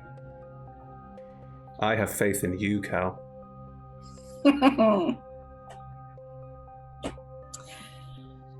That must be nice for you. The feeling goes away. There's a I want to punch something! I mean, Stefan's right there. Don't punch Stefan. Do not punch Stefan. And a shark face. Run-there shark face, but yes. Yeah. All right. I will certainly not. I'm just gonna like punch the air and look really pissed off and keep steering. Fair. Anton, Milk, if you look through the cargo... Anton, what spell were you going to use to look through the cargo? Well, I was going to get a crowbar on the way because just touching the crate won't work, but Identify will.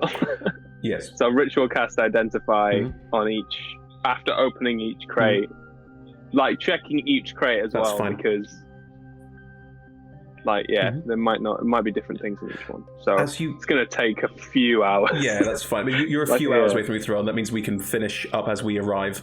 You and Milk going through these crates and having a look at them. It's bars of adamantine. It's a very valuable metal, and the trade of it is very highly regulated, so it's obvious why this is being smuggled.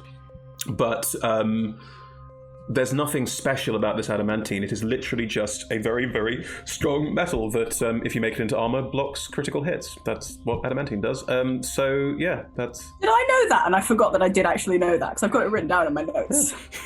Like, did the Duergar just tell us what Probably. it was? It sounds like the kind of thing I would throw in. But it was adamantine. Yeah, I said it was adamantine, yeah. Okay, maybe I just didn't believe them. So, looking through this, there's nothing in this cargo that would specifically draw the ire of a floating storm city. So, no, nothing major from it. And we're thorough. And you're thorough. Yes, you don't need to roll for this. You can take your time and be thorough. There is nothing in the crates. But as you... Apart from adamantine. Apart from lots of bars of adamantine. As you... How big are the bars? About... I will pocket myself a bar. Sure. Do I see that? Because if I see that, let's have I a will stealth check or a sleight of hand check. I'm fine with either. Believe you're doing this! So I'll just costume myself into the captain. Just obviously not the captain, but just elaborately changing costume and have Melinaway just appear sort of over there and sort of crash into something. Just as a slight sense of distraction while I slide one in my coat. You've only got to beat 15. That's pretty high. Mel can give you advantage. That's a 24. Yeah, you pocket an adamantine bar. It's not obvious that it's gone. Anton, you do not see that. You do see Melanoe, though. You've seen the floating squid familiar that is Milk's other half, but yes, there is a floating squid. I give it a gentle hello. Wow. Bob. That's the only reason I interacted with it. I just wanted to hear Chris go, wow. Before I kill it, I kill the squid. No, I'm joking. Right. Well, as you are mucking about below deck, and Prosperous Flutter, as you are providing bodily strength and your skills to fix the ship, ahead of you, you can see a pair of islands hoving into view. Flutter, you recognise them both. Utheral and Trisk are quite recognisable. Again, they have this sort of quite rocky exterior to them. Both have a rocky rise in the centre, but they are larger, and more of the land around them looks more stereotypically islandy. There is more earth, more grass growing, some small woodland, but nothing major. It's mostly windswept crags and that kind of heathy look around it. The town on Utheral, the main one that you are heading towards, which is also the main dock of these parts. Just getting the name right. Hang on. Vilkstead, thank you. So Vilkstead on Utheral as you head towards it. This town takes up most of the island because the island is not large. And as you move towards it into view, you can see it's got these kind of cobbled streets, a quite sort of British seaside town look about it, a small promenade to one side, a large dock on the other side of the where the ships can come into it. What you notice as you approach is there are about 5 ships in dock already. And all of them look quite severely damaged. And that's where we're going to pick up after our break.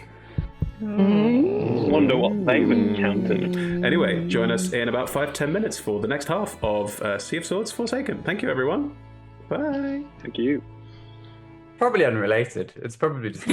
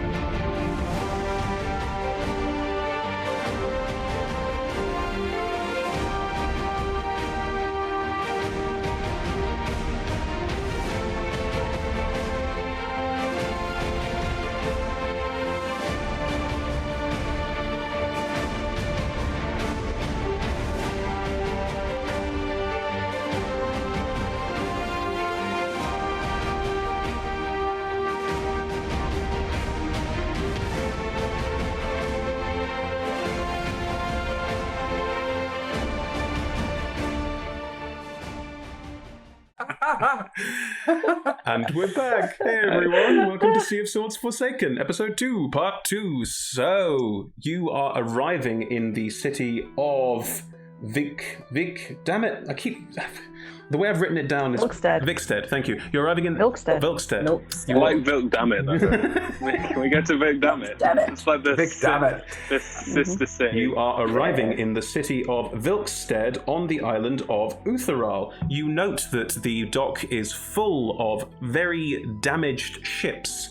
One has its mast snapped in two, like it is very definitely damaged and broken ships. However, as you sail past them into this dock, you do also notice that some of the damage on these ships is not done by the storm. To put it more specifically, you do see cannonball damage, you do see blood being washed off decks, that sort of thing as well.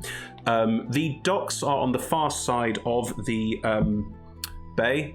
They're on the far side of this quite long promenade across the front. There isn't so much a beach as there is sort of pebbles all over the seafront, a British beach. And there are also some on this promenade that sort of seems to extend across the front of the city, some small piers that come off, but they're definitely not for boats. They appear to be sort of pleasure piers, stand out, look around, that sort of thing. None of this is very large. The whole island is maybe 1.5 miles, 2 miles long, 2 miles wide. Like, it is not a big space at all. But as the Bluebottle curves into harbour and finds place to dock, you are able to disembark into the town of Vilkstead. What would everyone like to do? Because obviously there's some things that need to happen. Cal, I'm looking particularly at you. There's some captaincy things that need to be sorted. Has anyone got anything particular they want to dive into? I have a quick question. Hit me. The last time we were here to drop off and / pick up Flutter, what did we learn about the town or city of Vilkstead? Vilkstead is a small city. It is mostly supported and run by trade. It's mostly a place people stop off on the way around this part of the sea because there's not a lot of stuff around here. But if, for example, you were heading further south to Raurin or even further south all the way to the Moonshays, this might be a stop-off point if you wanted to have a journey further to the north, so up towards Fireshear or even to Luskan if you wanted to. It is also a safe harbour. It's a place people can hang out. There is tourist trade. Not a lot of it because not many people travel this far, but it is basically sustained by people travelling through here. There is some trade on the island of the Purple Rock itself, but it isn't like... It's not supremely powerful enough to warrant a huge amount of it being packaged and taken off the island. It's just a quirk of the nearby area. Cool. Well, in that case, I'll probably reassure Cal that the cargo is pretty safe. There's nothing untowards with that, and then probably suggest to the other three that maybe we should get some like nice things to eat for the next week, like fruit and stuff, and maybe we should look for a new chef. He says quite like grimacing, like he didn't want to say it, but he's hungry and he wants the food to run nicely, and he's like, maybe we should look again at the chef. Also, there are all of these ships in the dock. It would be good to find out what has been going on, whether others have encountered the same problems as we have. As the ship docks and a plank is placed between the ship and the wharf and you're able to walk off into the dock area, you do see a figure walking out toward the docks towards you. Cal, you are aware that Ethel, the mayor of Vilkstead, does come out and greet every ship that enters in the harbour. That's how rare they are, but also keeps people who come in abreast of what's currently going on and what's happening. So she is already coming down the wharf and is going to be walking onto the docks and across onto the ship, unless anyone stops her, which I wouldn't recommend. That's Ethel with a TH. Ethel with a TH. She, her. She, her. Thank you. Like the chemical. Or like part of a chemical when it's combined with... It's spelled with an E, so it's not like ethyl nitrate, yeah. Oh. Captain, correct me if I'm wrong, but are those cannon holes in that ship across the bay there? Like, in the side, you see? Like, it is alarmingly busy around here today. I don't know much about the world of pirates, I'm sorry, I mean commuters and trade vessels is what I meant to say. Is there a hierarchy of danger? And if so, where would you say that you rank on said hierarchy? We do not have cannons on this ship. This is a sailing ship. Do you have enemies, is I suppose what I'm getting at? We're maybe their enemies. They ain't my enemies. I don't have a problem with them until they make a problem. That is what enemies are, that's true. That club, would it be populous? Would you say? Is there a room somewhere with people lent in going, that bastard Cal? I do not believe so. Good to know. I hope not. The mayor has walked on board the ship and has sort of kicked it in the side briefly, or right off that is, and walks over. Captain Arnold? Mayor Ethel? I see you've made your way through the blockade then. That's good, that's good. I didn't notice a blockade as such. No, looks more like storm damage to me.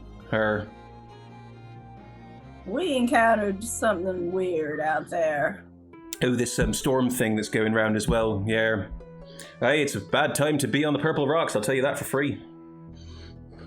These other ships saw the same thing? Some of them. Most of them have some kind of storm damage, but also some kind of cannon damage, and they talk about some new lot of pirates. New lot of pirates in these waters great. who seem to always know where everyone's coming and going from. It's a bad time to be around here, I'll tell you that. They were all heading this way, or they got blown this way? Some got blown, some got gone. Ships that leave here don't seem to be coming back at the moment, so God, I hope you brought something to trade. No? Just here to take the sights and, well, we that's did dandy. not intend to be back here so soon, no offense to you. No, not at all, Very not at nice all. town. Yeah, we quite understand. Well, that is a, welcome to Vilkstead. Help yourself, I suppose. God. And turns, like, this is quite normal. Ethel is quite brusque, and she sort of, again, walks off the deck, bit grumpy. There are a couple of people with her who are sort of bow politely and give you a nod, and they also turn and go, and you are left to your own devices. Wait. Storms, pirates. I presume everyone had that. Oh, yeah. Say, Ethel right? is not quiet. Yeah. Did we go to some of the other ships, Captain, and ask? Perhaps on some of the ones with the cannon hulls, from what you were saying, Milk. That would be useful, actually. Finding out what they saw, how they got away. Any kind of descriptions, locations, how they ended up here. Okay. Are people splitting off into groups to go and do individual things, or are you all going as one group to check things out? What's the plan? Do you all want to do? There is someone that I would like to see again while I am here, but that can happen afterwards. What do you want to do? I was gonna suggest if you are free to do as you wish, of course, as passengers. But if you did want to make any inquiries, that'd be helpful. The crew here will be quite busy. Anton mentioned about going to find a cook, so going to find a cook and some food, that could be Anton's job for the time being. That's perfectly grand. Anyone going with? I mean, I don't know the word yet, but I'm going to turn to Prosperous and be like, there's a thing that I think as part of, so we've got like time where we don't have a thing to do. And I don't know, I feel like I want to go and see the things of this place and stand near them and be like, gosh, aren't they things I've not seen before? Do you know what I mean? Sightseeing. That would be a way of putting it, absolutely. Shall I summon Eloise and then we can see them faster? Great. Let's head into town and make some friends. Cool. Give me and yeah, we'll happily look for a 10 cook. minutes. I mean, I'm going to start walking. It's right there, Prosperous. I mean, it's, your legs are fine. Maybe Eloise wants to see it too. Eloise is essentially fictional. That's not true. Eloise is a fey spirit. Eloise is much like Melanoe.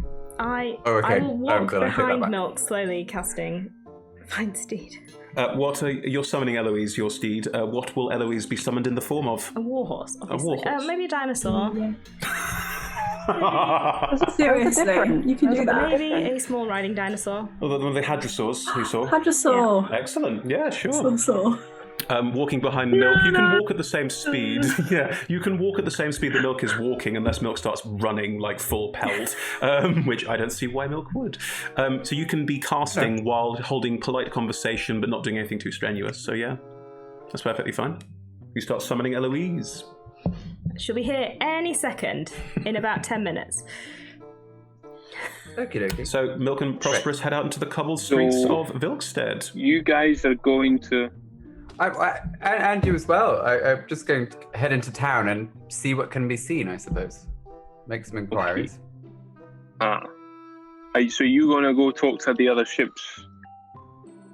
Oh no, I was going to go more into where the town is.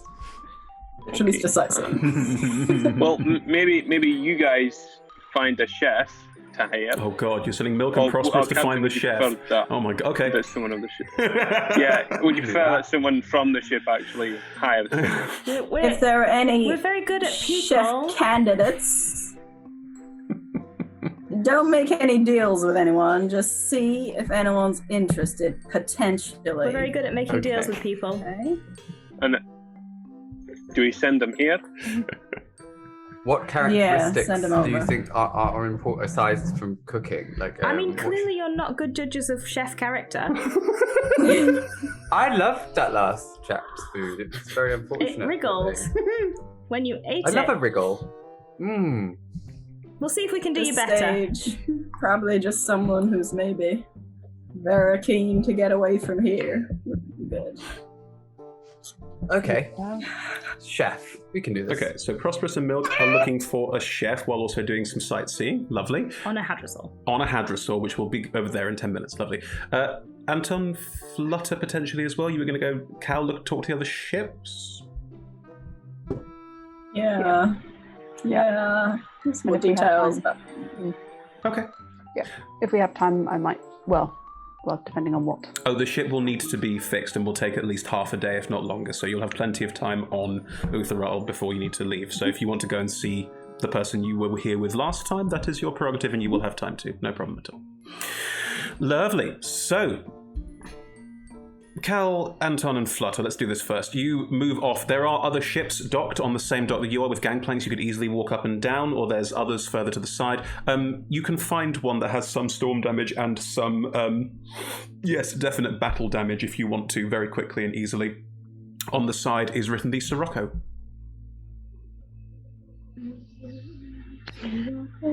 Is there anyone about who I can hail? There are quite a lot of people on the dock. There's quite a few people transporting goods on and off ships. Mostly, you can tell people going on and fixing ships. There's a lot of work going on. The dockmaster is shouting out orders from various different points around the far side of the wharf. So there are quite a few people around being directed.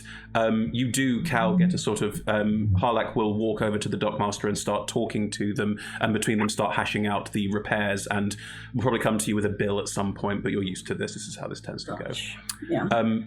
As Harlak goes to do this, she will turn to you and... Should I also find more, people? Can we hold off on that just a little while? I'll get back to you. No problem. And she will walk off, talk to the dockmaster, and start getting repairs sorted anyway. The three of you can walk onto a ship. You can see there's various sailors moving on and off ships quite quickly. A lot of traffic, a lot of movement. Excuse me, you're captain around? Oh, yes, head back. And we'll point up onto the deck of the ship, and there is this ship, the Sirocco, much like your own, has a rear deck with a captain's quarter underneath it, so it has very easy access to obvious captain's quarters. Seems a bit rude. Going on someone's ship. You can go and knock. It's like a house. I mean, ship politics would be knocking on a door is like knocking on a house door. It's... We're permission to board and all that. I will go and we'll I'll get the directions and then go to the captain's quarters. Cool.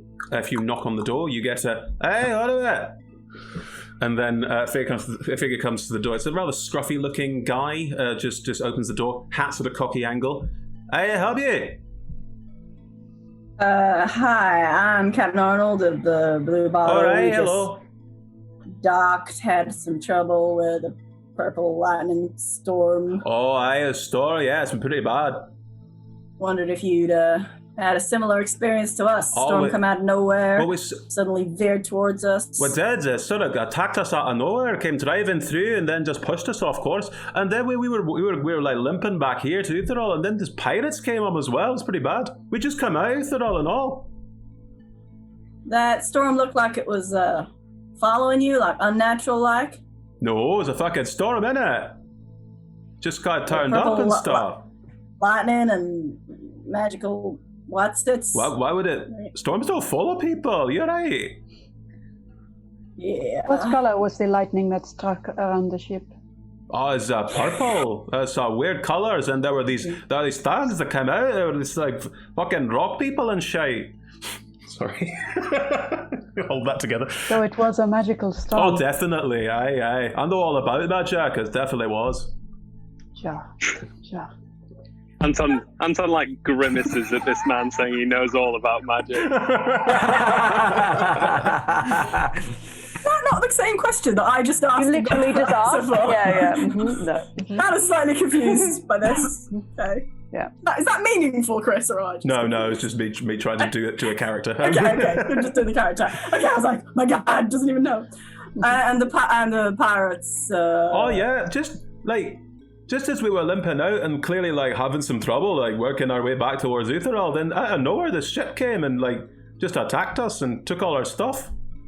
There's the local ones. There've been some problems apparently. I heard about them a few times. There's this big lady called Annie, and the group is called the Water Rat. There's a big ship of angry pirates. What kind of flag they fly and what they look like? It's a skull. It's a classic like skull and a crossbones thing, but the skull's a rat skull. Ship's called the Rat Queen. They said it was called the Water Rat. No, that's what they call themselves. Oh, right, okay. It's a group, you know. It's kind of obvious flag, isn't it? Well, I don't think pirates are trying to obviously be pirates, you know? Yeah, apparently not. That'd be weird. I side-eye the captain at that point. I feel like technically Cal weird, is a smuggler, not a pirate. He is not stealing other people's... Has Cal attacked another ship, murdered people, and taken their ship? Then you're not a pirate. It's fine. Not yet. No, not yet. Yeah, there's always time. Definitely haven't done that before. Yeah. These pirates, did they have any magical abilities that might have suggested that they had anything to do with the storm, or was it more that they were just opportunists? Oh, I had not thought of that. I had not made that connection. But you seem so quick. Oh, you're very kind. Thank you. No, I didn't think there was like a massive connection between the two. It was weird, you know. The moment that we got out, the moment we were like, might be in a bit of trouble, they turned up, which is pretty big coincidence if you ask me. It could be following the storm, picking off ships that are shooting away from it. Sorry, Anton, Rain. What was your name? You're right. Captain Sawtooth. Sawtooth. Aye. Anton stifles a laugh. That's my name. What about it? Nothing. No, nothing. I come from a long line of sawtooths, I'll have you know. Yeah, your teeth just You don't should look see a that dentist sharp. about that. Oh, it's not. Sorry, it's not descriptive. It's a name. Sometimes names are descriptive. Depends where you come from. Anyway. Right. Nice to meet you. I'm Flutter of Wings. Good night. Quick question. So, how did you escape the pirates? Oh, we didn't. They just let you go. You are here. They took their cargo. Aye, they took our stuff. They took what we were taking out of Utherall, which wasn't much either. They're after. But yeah, they took our stuff. They killed a few people. Got to get a new crew together now. Got barely a skeleton left. They left us enough to get back to port, and the big lady, Annie, she said, like, let everybody know it's our fucking waters, so, you know, I think there was a message. Okay. How many of their crew? It was like 50. 50 crew members. Summit. And how big was the ship? About as big as yours. Maybe a little bit bigger. I mean, it had cannons. Yeah. So there was 50 crew members. Annie sounds like she's the captain. Hey, seemed to be. What a rats. And did any of them display magical abilities? Oh, there were spells, aye. Some things being cast. Okay, but mostly sailors and... Oh, fighters, yeah, it I wasn't like a ship of wizards or something. I mean, where'd you find a ship of wizards around here? It would be ridiculous. I know. Almost like you had all the player characters in one boat or something. guess. That would be strange. Any particular spells they use to disable you or anything? No, they seem to be able to travel very quick, so I'm guessing they were using magic to drive the ship forward in some way. But there wasn't like an obvious like... Nah, it wasn't like big like fireballs and shit. It was more like just stuff, you know? Sounds like they might have a sorcerer or a druid on board, maybe. Right. You are very well informed. Thank you. It's been a pleasure meeting you, Captain Sawtooth. I mean, it's mutual. I mean, if you're heading out again, which, by the way, I wouldn't recommend, but if you are, can you let me know so I can go with you? So if there's, like, any problems, we could maybe, like, you know, confuse them, throw their fire. Anton looks towards the captain, yeah, like, this is a good idea. I mean, I'm going to have to build an entirely new crew, and there's not a lot of people around here, so I might have to wait for other ships to come in that are more damaged. Or maybe we could form one, like, super crew. That might be an idea. If we had a fleet, pirates would be less likely to attack us. Sorry, it was super if crew. We teamed up with Why is super that checking the score? Like, oh my god, you kids. There doesn't seem to be anything for him to lie about at the minute, unless have you been coming in and out often, or have you just? Oh, we do Utheral, we do Trisk, we go down to Araran, sometimes all the way to the Moonshares, but no, I ain't been on the coast in a long time. No. Sure. Has there been anyone else that you have spoken to on the in the dock who has any more information? It's all the same story, really. So, like, you go out, you come back, and when you come back, it's like you normally, if you do encounter the storm, past 2 weeks or so, if you do encounter the storm, then you don't know where you are, for one, and for two, when you do manage to get back somewhere, you get attacked by pirates every time. See, we did not see any pirates. Has there been anyone else who...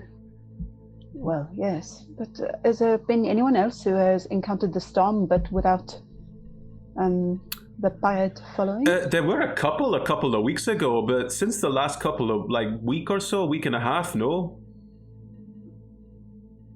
Oh. Is this the first time you've met the pirates? I mean, I didn't recognize any of them, no.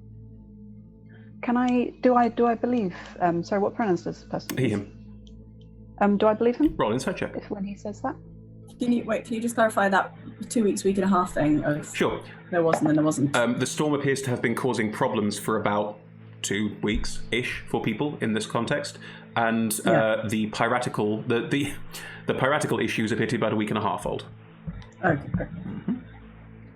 22 on the inside. This person doesn't have much of a sense of guile about them, just as a human. I just wanted to check. Yeah. Right. I mean, it seems on the up and up. Captain, how would you like to proceed? Let me know about your plans and about the super crew idea. I'm a fan of that one.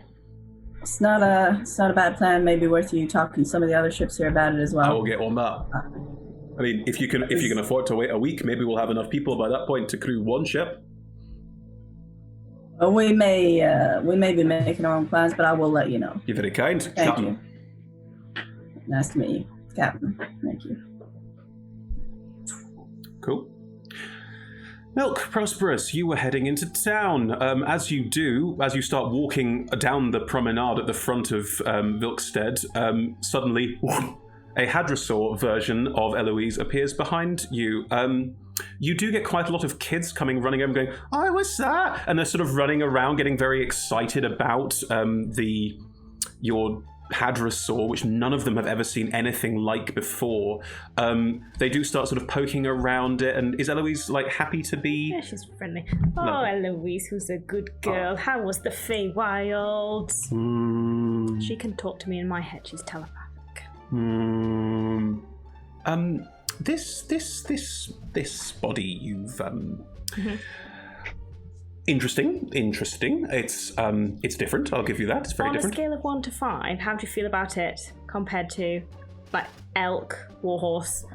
No. I would say that the lot of the weight's in the back, and I'm not used to the weight. I mean, and she does do the sort of hadrosaur lift off, where because most of the weight is in the tail and hindquarters, and just is suddenly up on two legs. And, this is very exciting. I don't know. It's gone from a 2 to a 4. Where's a warhorse? Pretty average. Being an elk's fun because of the antlers, they look majestic, but I am very fragile as an elk, as I think you noticed. I did notice that you were fragile as an elk. Everyone noticed. Well, there you have it. Well, this is great now. I can stand up. And as she rears up, the kids around just, yay, start running around and doing it, rearing up around her.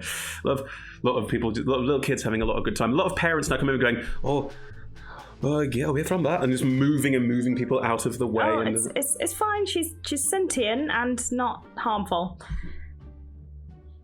All right, that's fine. Yeah. Start moving their kids away with kind of, sure, that dog seems fine, and just start moving their kids away. Yeah. Right, Milk, where do you want to go? Eloise is here now. What does it look like? Is it a poor place, or are there? Roll me bright lights, big city. Sure. Roll me a interesting, just a flat intelligence check, I think, for this. No, it's wisdom, isn't it? Flat wisdom check.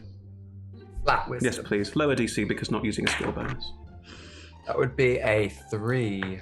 You can't really tell the prosperity of this place. There are larger houses down towards the seafront, and there is this sense of like slight opulence, like the guardrails and the bars are all very well maintained and looked after, but you do also get a slight sense from it that maybe this used to be moneyed, but with a 3 you don't get a lot about this space now. How are the people around us dressed? Are they sort of... Not particularly well. Like, it's not like rags, but it is people wearing, like, clothes that could clearly use a bit of a touch-up. This is not a well-travelled island, and new cloth, new fabric probably isn't that easy to come by. I will announce to whoever has stood around, my friends, we are travellers from afar with more money than sense. Please direct us where we may relieve ourselves of it. Oh, all right. And people start gesturing around.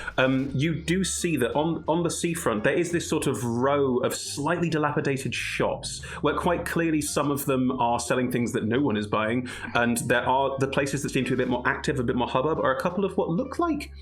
You'd be aware of the concept of a coffee shop, the idea of a place people would sit and have drinks and talk, but these have a slightly more quaint air to them. There's these sort of like rows, these like trays that stack on top of each other with various small cakes and sandwiches on them. I mean, you don't know what a tea shop is, but there's a couple of tea shops on the seafront because this is a British harbour town and we're doing British harbour towns, goddammit. Okay. And if you were looking for a chef, I guess we're looking for restaurants and bars as well. Mm-hmm. There's nothing for the food. There's nothing for the connoisseur of buying food other than tea shops that seem to sell sandwiches and that sort of thing. Well, that is our direction. I think I don't know what they're selling down there. Those tiny little things, but it looks like food.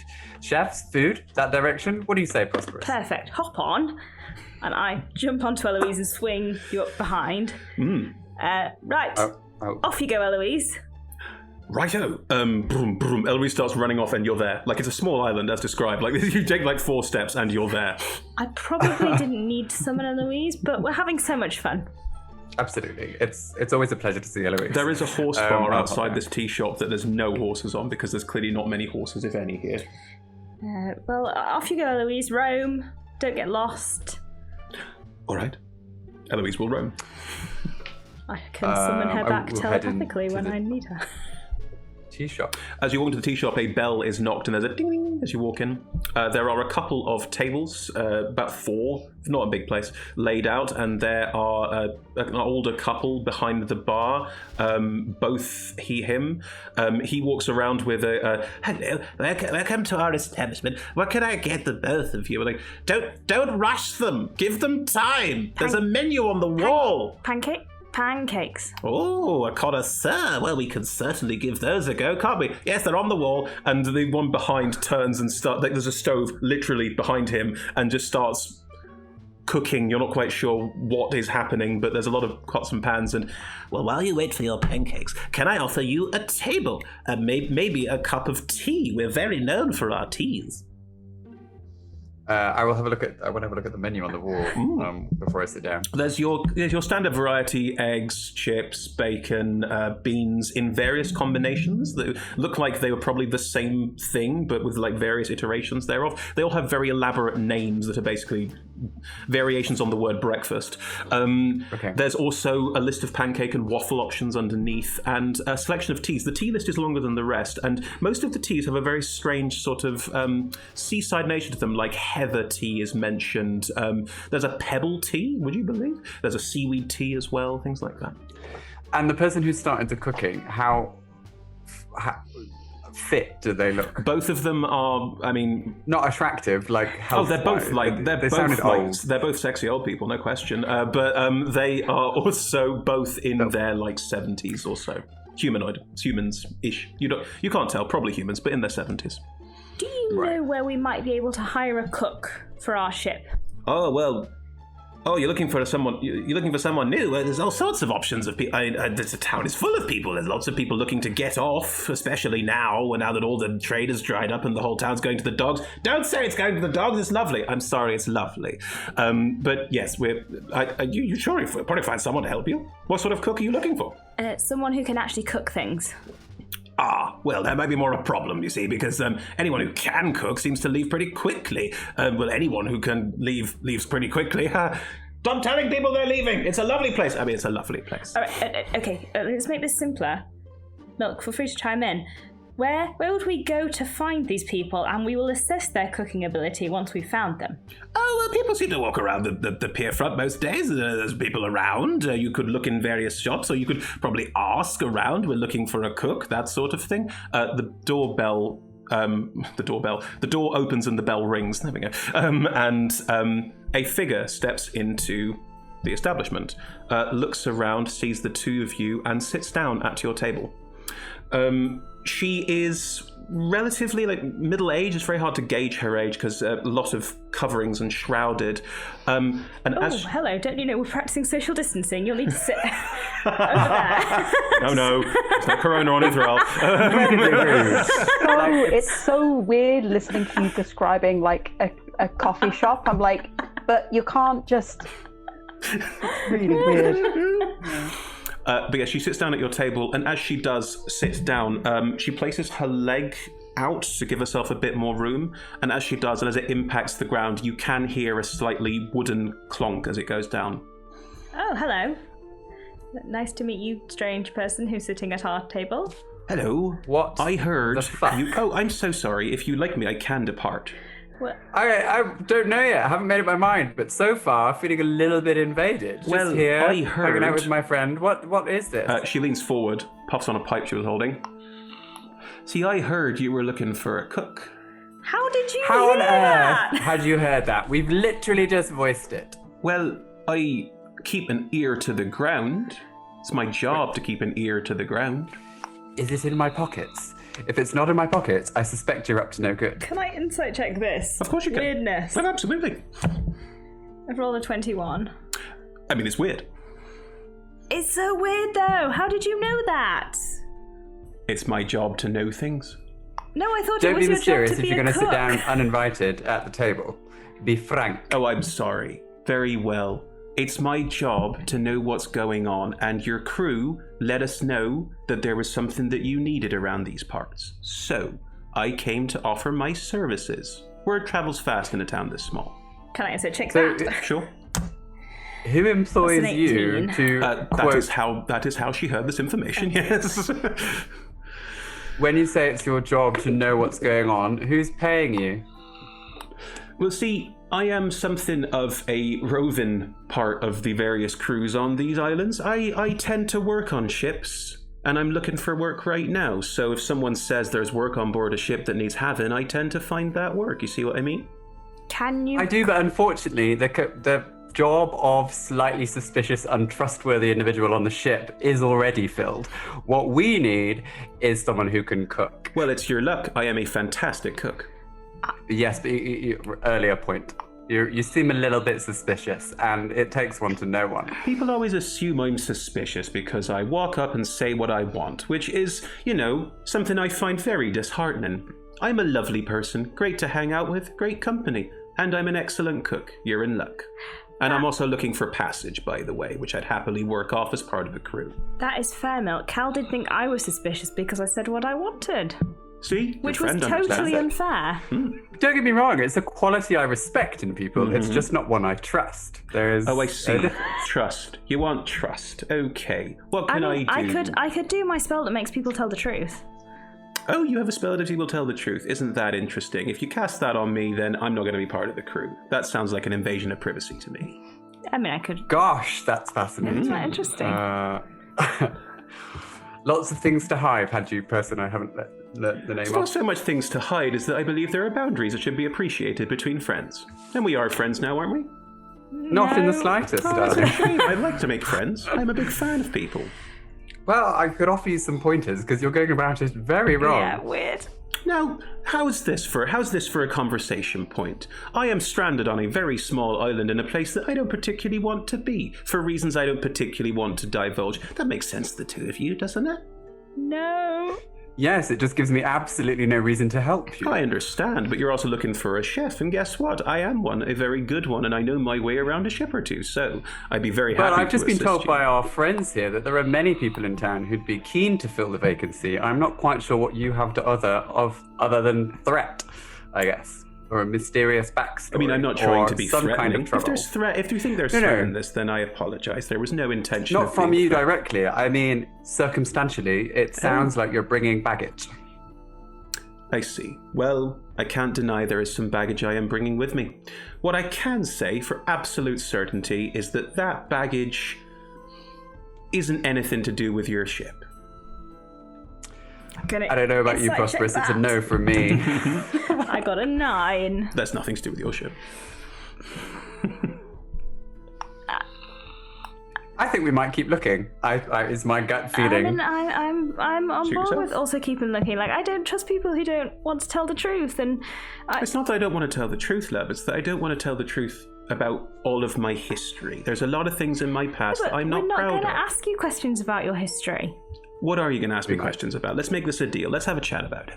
Do you have ulterior motives for joining the crew of this ship? What's an ulterior motive? Anything that isn't, Something that you're not saying. do you intend to harm any of us? Because you seem like you want to harm some of us. Do I? Do I give off a harmful impression? Yes! Yes, entirely. Oh, This is how I felt when I first met Milk before I knew that he was trustworthy, but I don't know that you're trustworthy yet. well, how did you find out that your friend was trustworthy? He died to save In us fairness, all. they haven't. Yes, no, that's what happened. Now, I can't die to save you all because that would leave me at a life disadvantage. But I don't know what I can say, really, apart from you're looking for a cook and I'm the best you got. We don't know that. Cook something. Prove it. If you like, very happy to. What were you having? Pancakes. All right, let me do some cooking around the back there.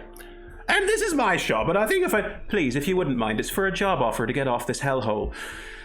Well, if you're going to be that way about the island, I suppose you should be leaving already. And the figure just moves out of the way. The guy just moves out, and this figure steps back behind and starts cooking, and is out of earshot. Prosperous, trust me, that person is not to be trusted. Yes, but neither were you. I probably still am not, but we have become fast friends and are starting a business together.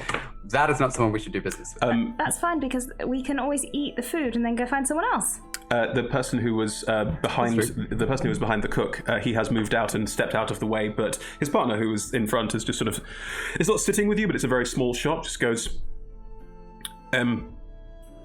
I don't know if this is helpful at all, but Annie's a very good cook. Known around these parts as excellent cook. Prosperous, it seems they're all in on it. Waiting for that. Not in on anything. I'm simply...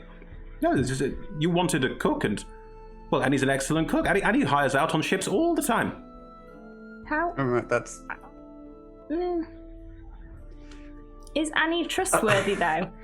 Seems to be. Works on a great number of ships and certainly knows her way around a ship or two. What about all those damaged ships? The ones that are in the harbour recently. Well, she worked on a couple of them, sure. Uh-huh. Uh-huh. No way, no how. Uh-huh. Sorry, this person, please. Please. If you need this to happen for the plot, you're not going about I it don't in a need very... anything to happen for anything. I can do whatever I need want. it to happen for so good. Sorry. Please make I just, Free will, out of I game just for want a second. pancakes. Do you want, No, do you want us to hire that out person? of game, in game, you can do whatever you want. You know this. It's Clearly a D&D. shill. Total shill. I just want pancakes. Just give me the pancakes. The pancakes are delivered to your table. Annie has made herself some pancakes too, because why wouldn't you? And sits down with you and is eating. And they are excellent pancakes. Remarkably good pancakes. The best you've ever tasted, almost, you could say. It's These a are 19, so you know. Really, really good pancakes. Right, where are you going to be for the next, 2 hours or so? Yeah. I mean, it's not a very big island. I will be moving around, but I'm not the fastest. Pats her leg. But I will be around if you need me. All right, hang on. Just come outside with me for 1 second. Me personally? Yes, you. All right. Shall I stay here? Do you want me to stay here? No, you can come outside too if you want. Okay. Are we finished our pancakes? fine. If we finished our pancakes, I'm happy to come outside. Just let Eloise sniff you, Oh, and then when we need to find you again, Eloise can track you. It'll be fine. Grand. Oh, I see. that seems like a fair bargain. Happy to take it. She steps outside, and Eloise sniffs her. This is Eloise. Annie does not seem phased in any way by the hadrosaur. Where would you be? Eloise is lovely. Right. Well, thank you for the pancakes, and we will probably not see you again in a couple of hours. You know, you're very judgmental people. Has anyone told you that? We are very wary of people, given our previous experiences. That is a shame. That is a real shame, that is. Well, you do what you can, leave, and hopefully see you in a couple hours. If not, it's been a pleasure meeting you. And she turns and walks away. I do not like her. Definitely a shill, Prosperous. I used to do it for a living. Trust me, that person was holding deeper secrets. Trouble. Good pancakes, definitely good pancakes, but trouble.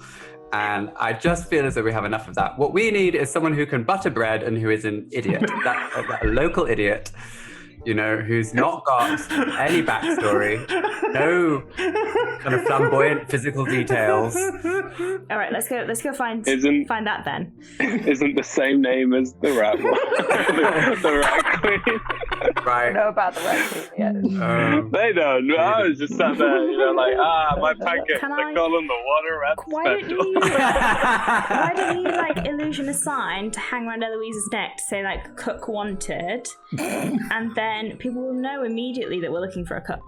And you could stay here in this lovely cafe, and more people could enter him as the cafe, and you'd be giving them all business, which Okay, is a nice thing. so I will major image a giant floating golden bell over a sign that says "Cook Wanted" in sort of bright glowing lights. That's clanging loudly. Run, come, join the Bluebottle. Great rates, excellent board, fabulous company. Lovely. Do you two both head back inside your tea shop? I'm going to sit and wait on the street unless it's cold. Oh, well, I mean, there is tea on offer. It's not that cold. It's not pleasant. It's the kind of weather where you go, I could sit outside, but it would be it's just not quite nice enough to deserve that kind of, Okay, then we'll have an British weather. arrow pointing British to the weather. door, and we'll return inside. Lovely. All right, Actually, something so, did you find what you wanted, or is it what's happening? We're Not yet, we're running an but we will. interview process. Oh, right. We will see how it goes. Lovely. You look, the pancakes. We still the ingredients are still ours, so we need you to pay for those. Yeah, And that's on milk. righto. Yes, sure. I'm sure I have some gold lying about my person, and I will find some. How much do they want, these people? Prices are in silvers and coppers. Okay, I only have gold. Do you take gold? Oh! Just have this. That is thank you very much. Would you need more teas and coffees and things like that?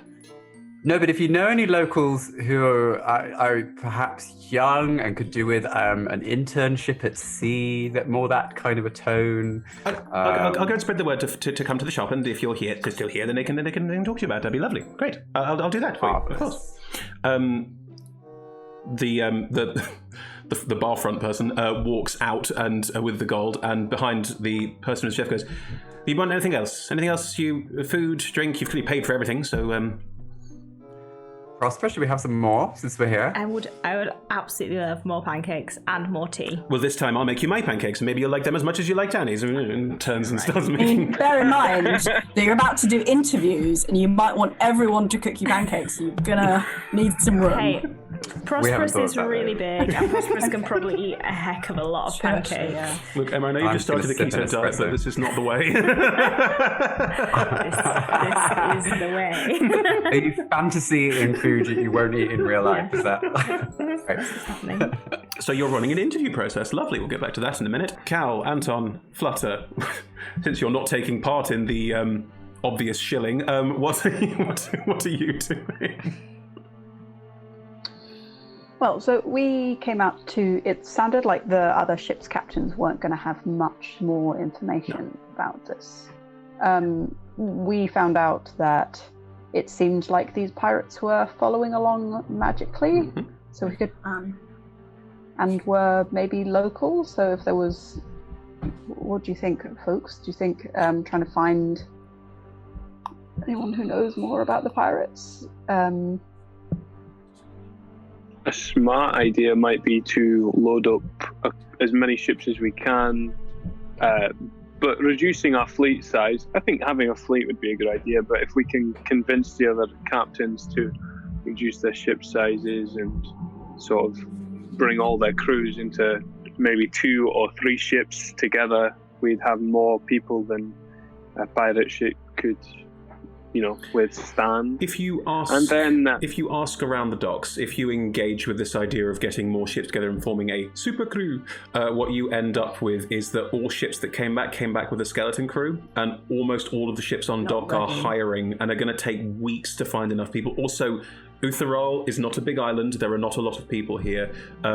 Finding enough people to people every ship is going to be extremely difficult. So it very quickly becomes clear that even if all of the ships banded together and abandoned all of their ships for just one, it wouldn't be enough to sail it properly. You'd need to find another crew of about 15 to 20, and there aren't that many. And what you quickly get is that all able-bodied sailors are currently either working for a specific ship, or they've already started scouring Utheral for more people who are happy to sail away, and then numbers are very thin on the ground. So we'd have to convince the other captains to basically sail with us rather than sail with their own cargo and their own ships, which might be hard to do, but it's a safer option. Can you imagine asking Cal to leave the Bluebottle behind to sail on another ship and lose her livelihood? Would any other captain do that? No, we'll bring the cargo with us. Just no, but the ship. Bring them back once we've dealt with the pirates. Worth a shot. If you do ask around, Flutter is correct. Captains aren't going to abandon their ships. They are literally their livelihood. Listen, there's maybe a slight change in the plan that could influence this. Before we go making too many plans here.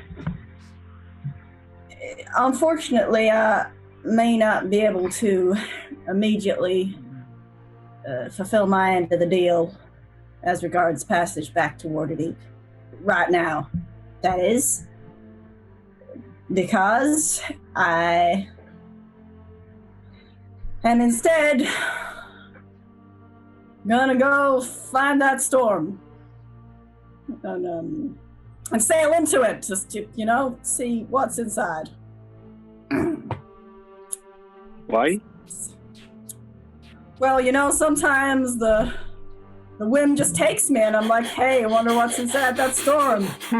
Sure would love to take a Let's look. hear that deception check. Do I roll, have to insight this? I feel like that was intended to be sarcastic, but I'm not going to deception that. That is very funny, Captain. You are hilarious, but we're trying to make a serious plan here. What your ideas would be helpful.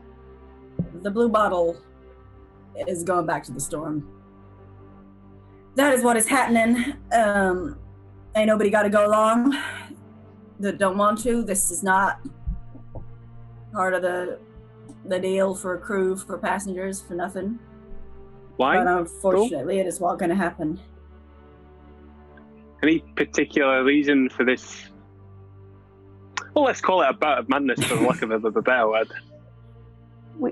You lost 7 members of the crew last time you went through that storm. 6. It's very important. I need to know. Oh, it was 7, wasn't it? Yeah, it was 7. Yeah. Oh, what? 7, because it was That 6. was Six for people, but including also the Plus goal. goal. Yeah, plus Ugh. goal. Sorry, my mistake. All good.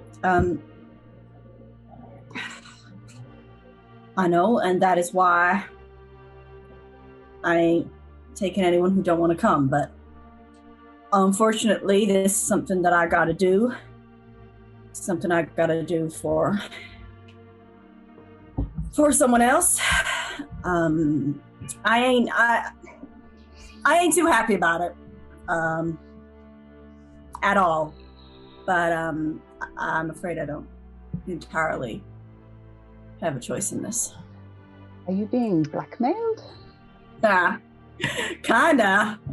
No. Is there something? Well, not unless you got any particular phone lines. There ain't no phones. What's the equivalent? Sending spells. Direct Carrier lines to to any of them big upstairs folks who sometimes decide they need things from us mortals. What has happened, Gareth? Can you explain? I can't explain why they want to do this. I can't explain why I gotta do this. I got things that I can do to keep people safe. Things I need to be able to do to keep people safe. And that comes from them. And I wish I didn't need that, but I do. Which means that when they say, hey, sail into a storm, sometimes that's what I gotta do. Okay. Give me a night. I can make sure that we are a bit better prepared than I was last time. You don't gotta come along on this. Like I said, I need to talk to Famric and the crew, but like I get that. Taking more people into this than I gotta. Okay, but I'm definitely going. This is definitely where I'm meant to be going, so Right. I said I'm going to be on this ship until I get to where I need to go, and if your ship's going in there, then so am I. All right then. I do not know if I can make that promise. I have to get home. You do. That is important.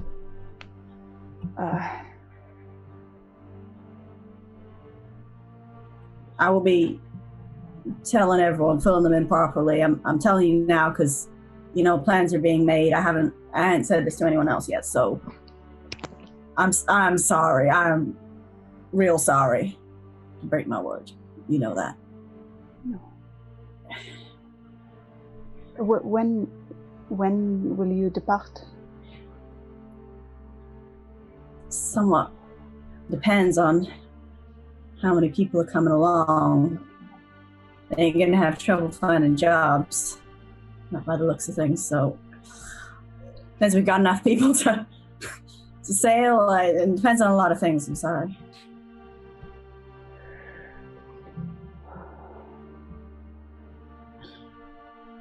you do not mind, I'll perhaps see if there are any ships currently seeing about trying to solve this problem, the pirates, and we might be able to escape, but... Fleet idea sounds great, and I don't know whether we can wait that long, but it sounds like the safest option. Well, our ship's in the best condition, is it not? Yeah. Like, we're the first ones that are going to be able to sail. The only difference is if we're sailing into a storm. Do you think that by sailing into the storm, it will be the best way for us to leave? Do you believe that? The purple rocks? Yes. No, it sounds like a terrible idea. We're gonna sail into a storm. It's like definitely not gonna be good. Like, no, it's, well, I mean, greater good. There are goods involved, but the goods right on the ground level may not be that good. I gotta be honest about that. Well, think of it this way, Flicker, okay? Cal here has got some sort of deal with what I can only assume is a deity, not a devil. And, well, they kind of know things. They might not be very good at getting you some places or telling you how to get to those places, but it's safe to say that Cal's going to make it on this journey to wherever she needs to. But they can have very strong ideas of what is the right thing to do with no real grounding in that, and also no particular care for individuals. Oh yeah, that's definitely what they're like. But at the end of the day, you know, are you going to live your life in fear of them, or going to go out there and take a piece of what's yours? You can say no.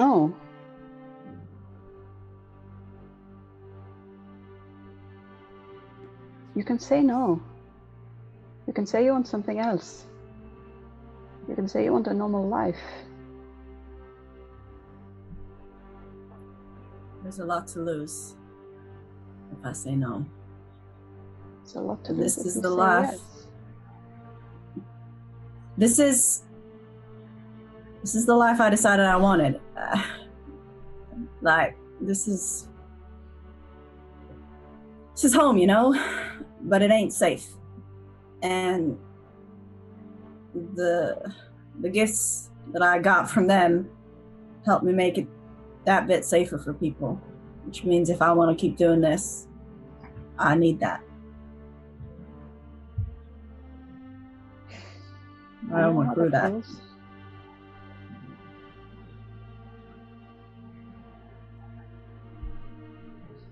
Well, what are you going to do now? I'm gonna talk to Fenric. I'm gonna figure out how long it's gonna take to get patched up, how many people we might need. Then we'll find out how many people want in.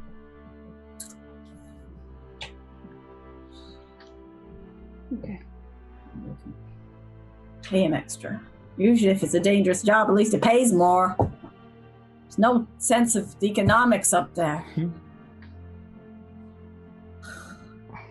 Maybe you will, level up, as it were. Cal, are you going to head back to the Bluebottle and speak to the crew?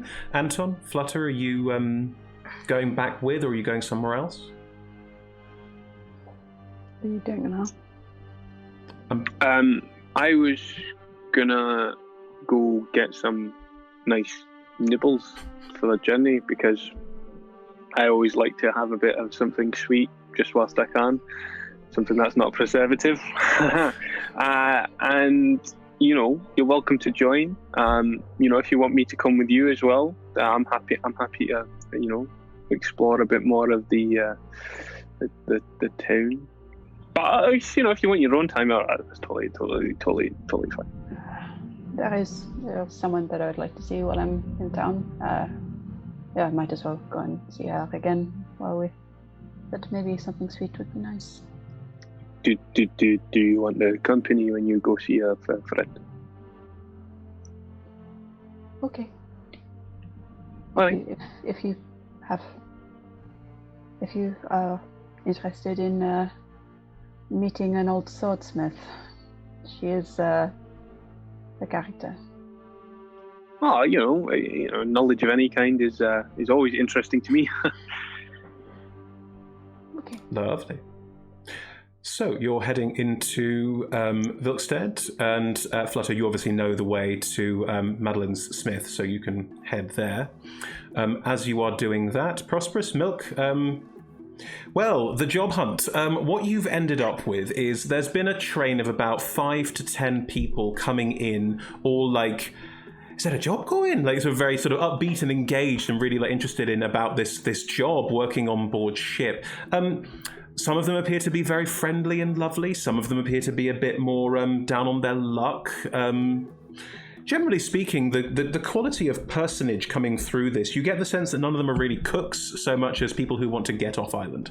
Some of them are clearly working for other crews of other ships who want to get off sooner rather than later. You see obvious like sailor tattoos and a very obvious like people even admit like they work for other ships and they just want to get off as soon as possible because leaving Utheral at this point is very, very difficult and dangerous. Little of the thing now.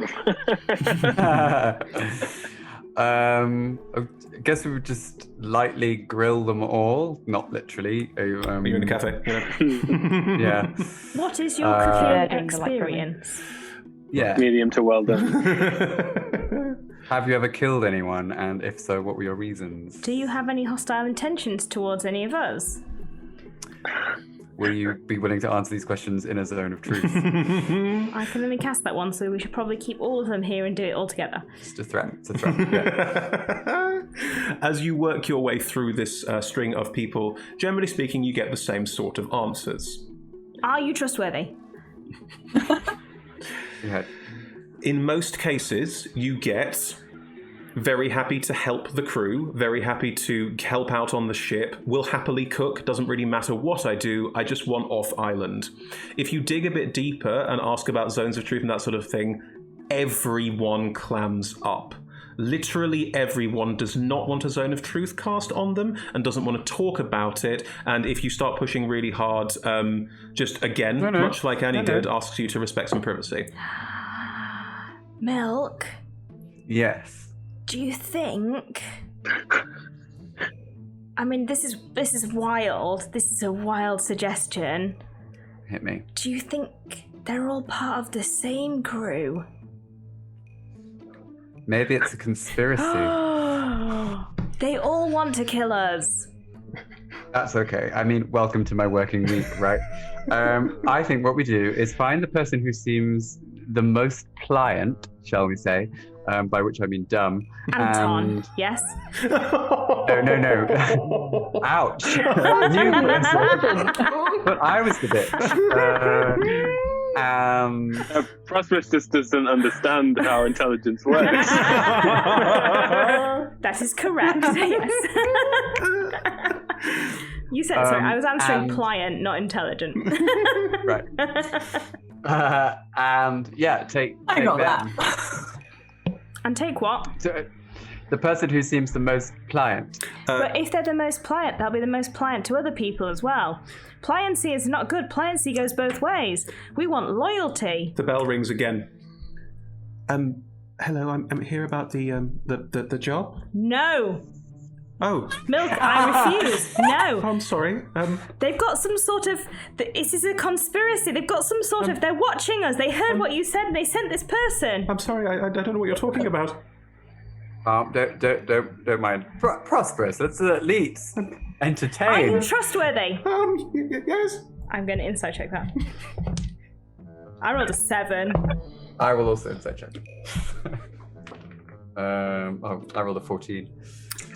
Yes, they seem like they're scared, but also like they're trustworthy. Something about them just oozes of trustworthy intent. Pliancy. And pliancy. Pliancy in I particular. hate the concept of Milk. that. I hate that whatever we say, the next person who walks in is exactly that. I hate it. I hate this village. Can we leave? Don't push too hard at the existential edges of this reality, or you might see some things you'd rather wish you hadn't seen. I'm sorry, I can leave if you Prosperous. intend. No, it's fine. Prosperous, a word. So they're all clearly shills, all of them, but this shill is at least a professional, right? It's better to have an ally with some talent on your side than someone who's not got But it. if we want an ally with some talent on side, what's wrong with the first one? The first one was clearly also talented and is in charge of all these other ones. Clearly. Oh, interesting. You think they were the boss of these ones? Well, they turned up first. It smacks of desperation, though, surely. Oh my god. If they were truly capable, as you and I are, they would have found their own way off this goddamn I island. hate this No so offense. much. Okay. Well, it's become quite hard to know how to choose amongst shills. Why don't we give them all numbers and then just like give them all straws which have numbers on them, and then they pull the straw and whoever gets the shortest straw. I don't know why the straws have to have numbers. No. Okay. So, what secondary skill do we think is most important beyond the ability to make a decent hardtack sandwich? Ability not to die. Shilling. Okay, so we get a snooker cue, we break it in half, and the survivor gets the job. I'm not How about killing people. No, we won't kill anyone. They will kill each other. No. Do you want me to go? You said you wanted someone who was survivable and durable. I'm who would, not, I'm not killing people for the sake of it. Should I leave? But this is the better. Are you a this shill? would certainly demonstrate the point you're after. What is... Me? Absolutely. What are we talking? A shill for what? I'm really just here Annie! about... Who's Annie? I'm here for the job on the ship. Can I insight check who's Annie? Sure. That's an 18. Oh, it's a hierarchical roll. Why is Chris rolling against it? This person has no idea what the name... Annie? As in, like... Sorry. I don't know an Annie. Oh, but Annie might be a lie. Oh, it just gets deeper. No, we could just get too paranoid here. We're too paranoid for episode 2. I'm sorry. Paranoia is reserved for episode 9 Okay. Yeah, okay. and beyond. Okay, I Prosperous. can't we take need this to pick anymore. We someone. need to take this person or no one. Okay. Sorry. And I'm just gonna pick this person up, put them over my shoulder, and get on Eloise. What's going on? Good. You're hired. Congratulations. Oh, This is hurrah. a full care package that Prosperous will Why explain. am I being But for why am I being bodily carried away? I'm sorry, I got stressed. I put them down. Thank you. It's okay. Please head towards the ship for your new life Marvellous. as ship's cook upon the Bluebottle. Oh, thank you. That's a wonderful news. That's completely unexpected. I didn't think I had a chance. Well, we were but- just really impressed by your potential. Can you cook? No, not really. Oh, I yes. just want to get off the island. That's okay. It'll be fine. All right, then I'll go to the ship then. What's your name? Kevin. Oh my god, Kevin's gonna die. Kevin. No, Kevin. As you say, they're all clearly working for someone. It's a conspiracy, but we'll get to the bottom of it. Who am I supposed to be working for? Us. As Right. oh, and Captain Cal, who is ostensibly under our employ. I thought the Bluebottle was captained by a Captain Arnold. It doesn't matter. I'll go. Sure.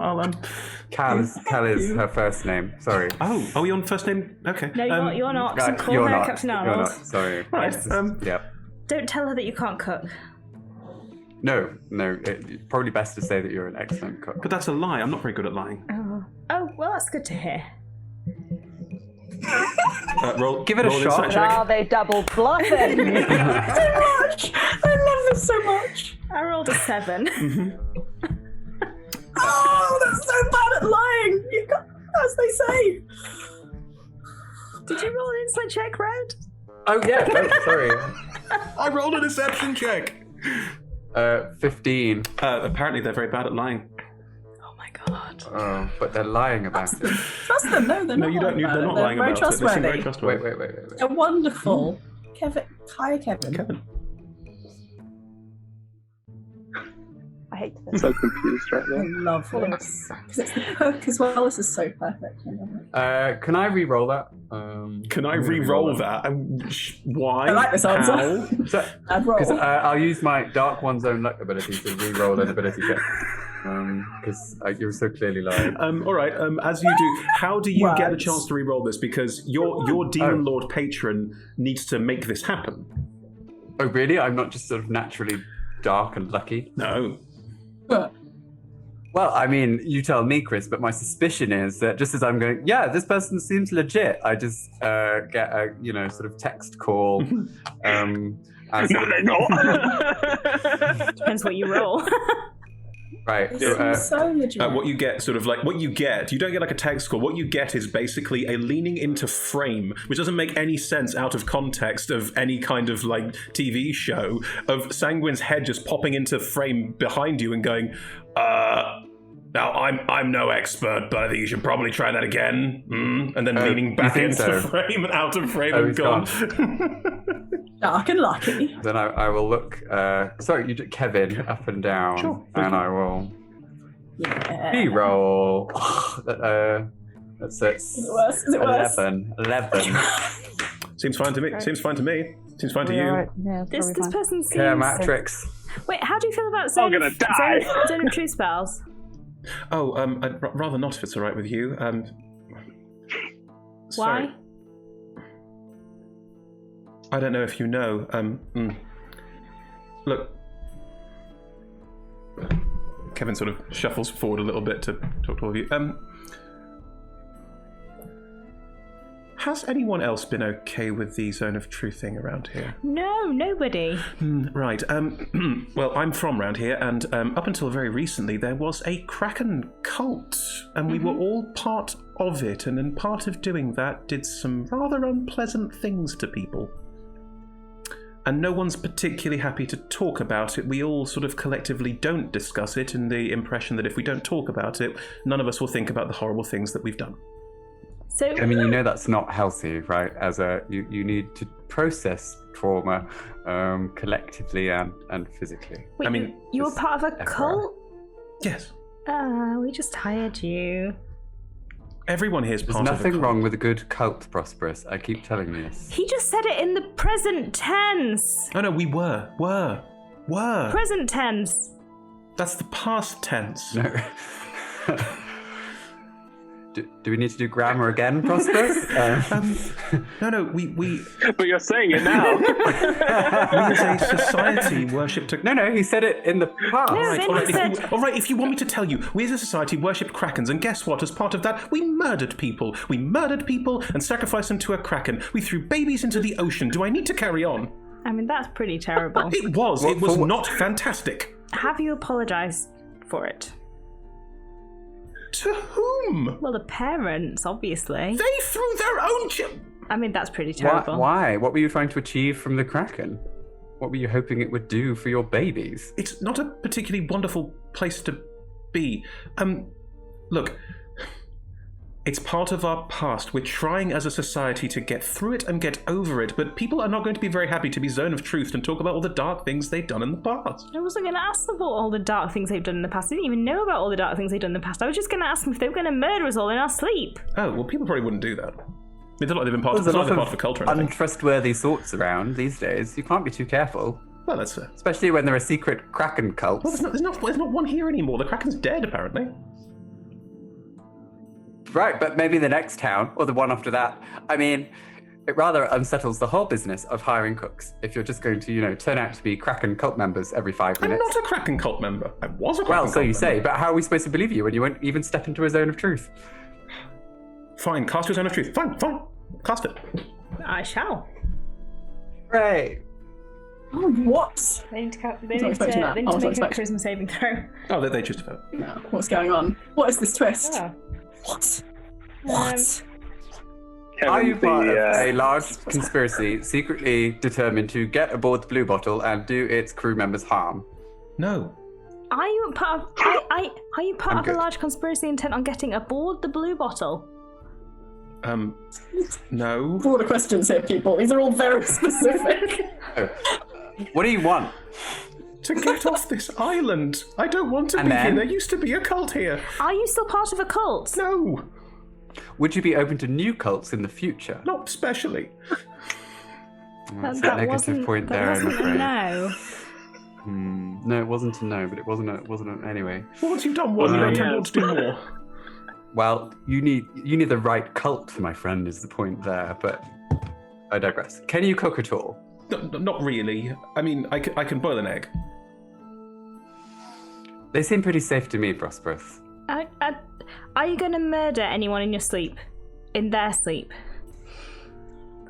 I have no intention of murdering anyone in their sleep. Are you going to throw anyone off the ship? No.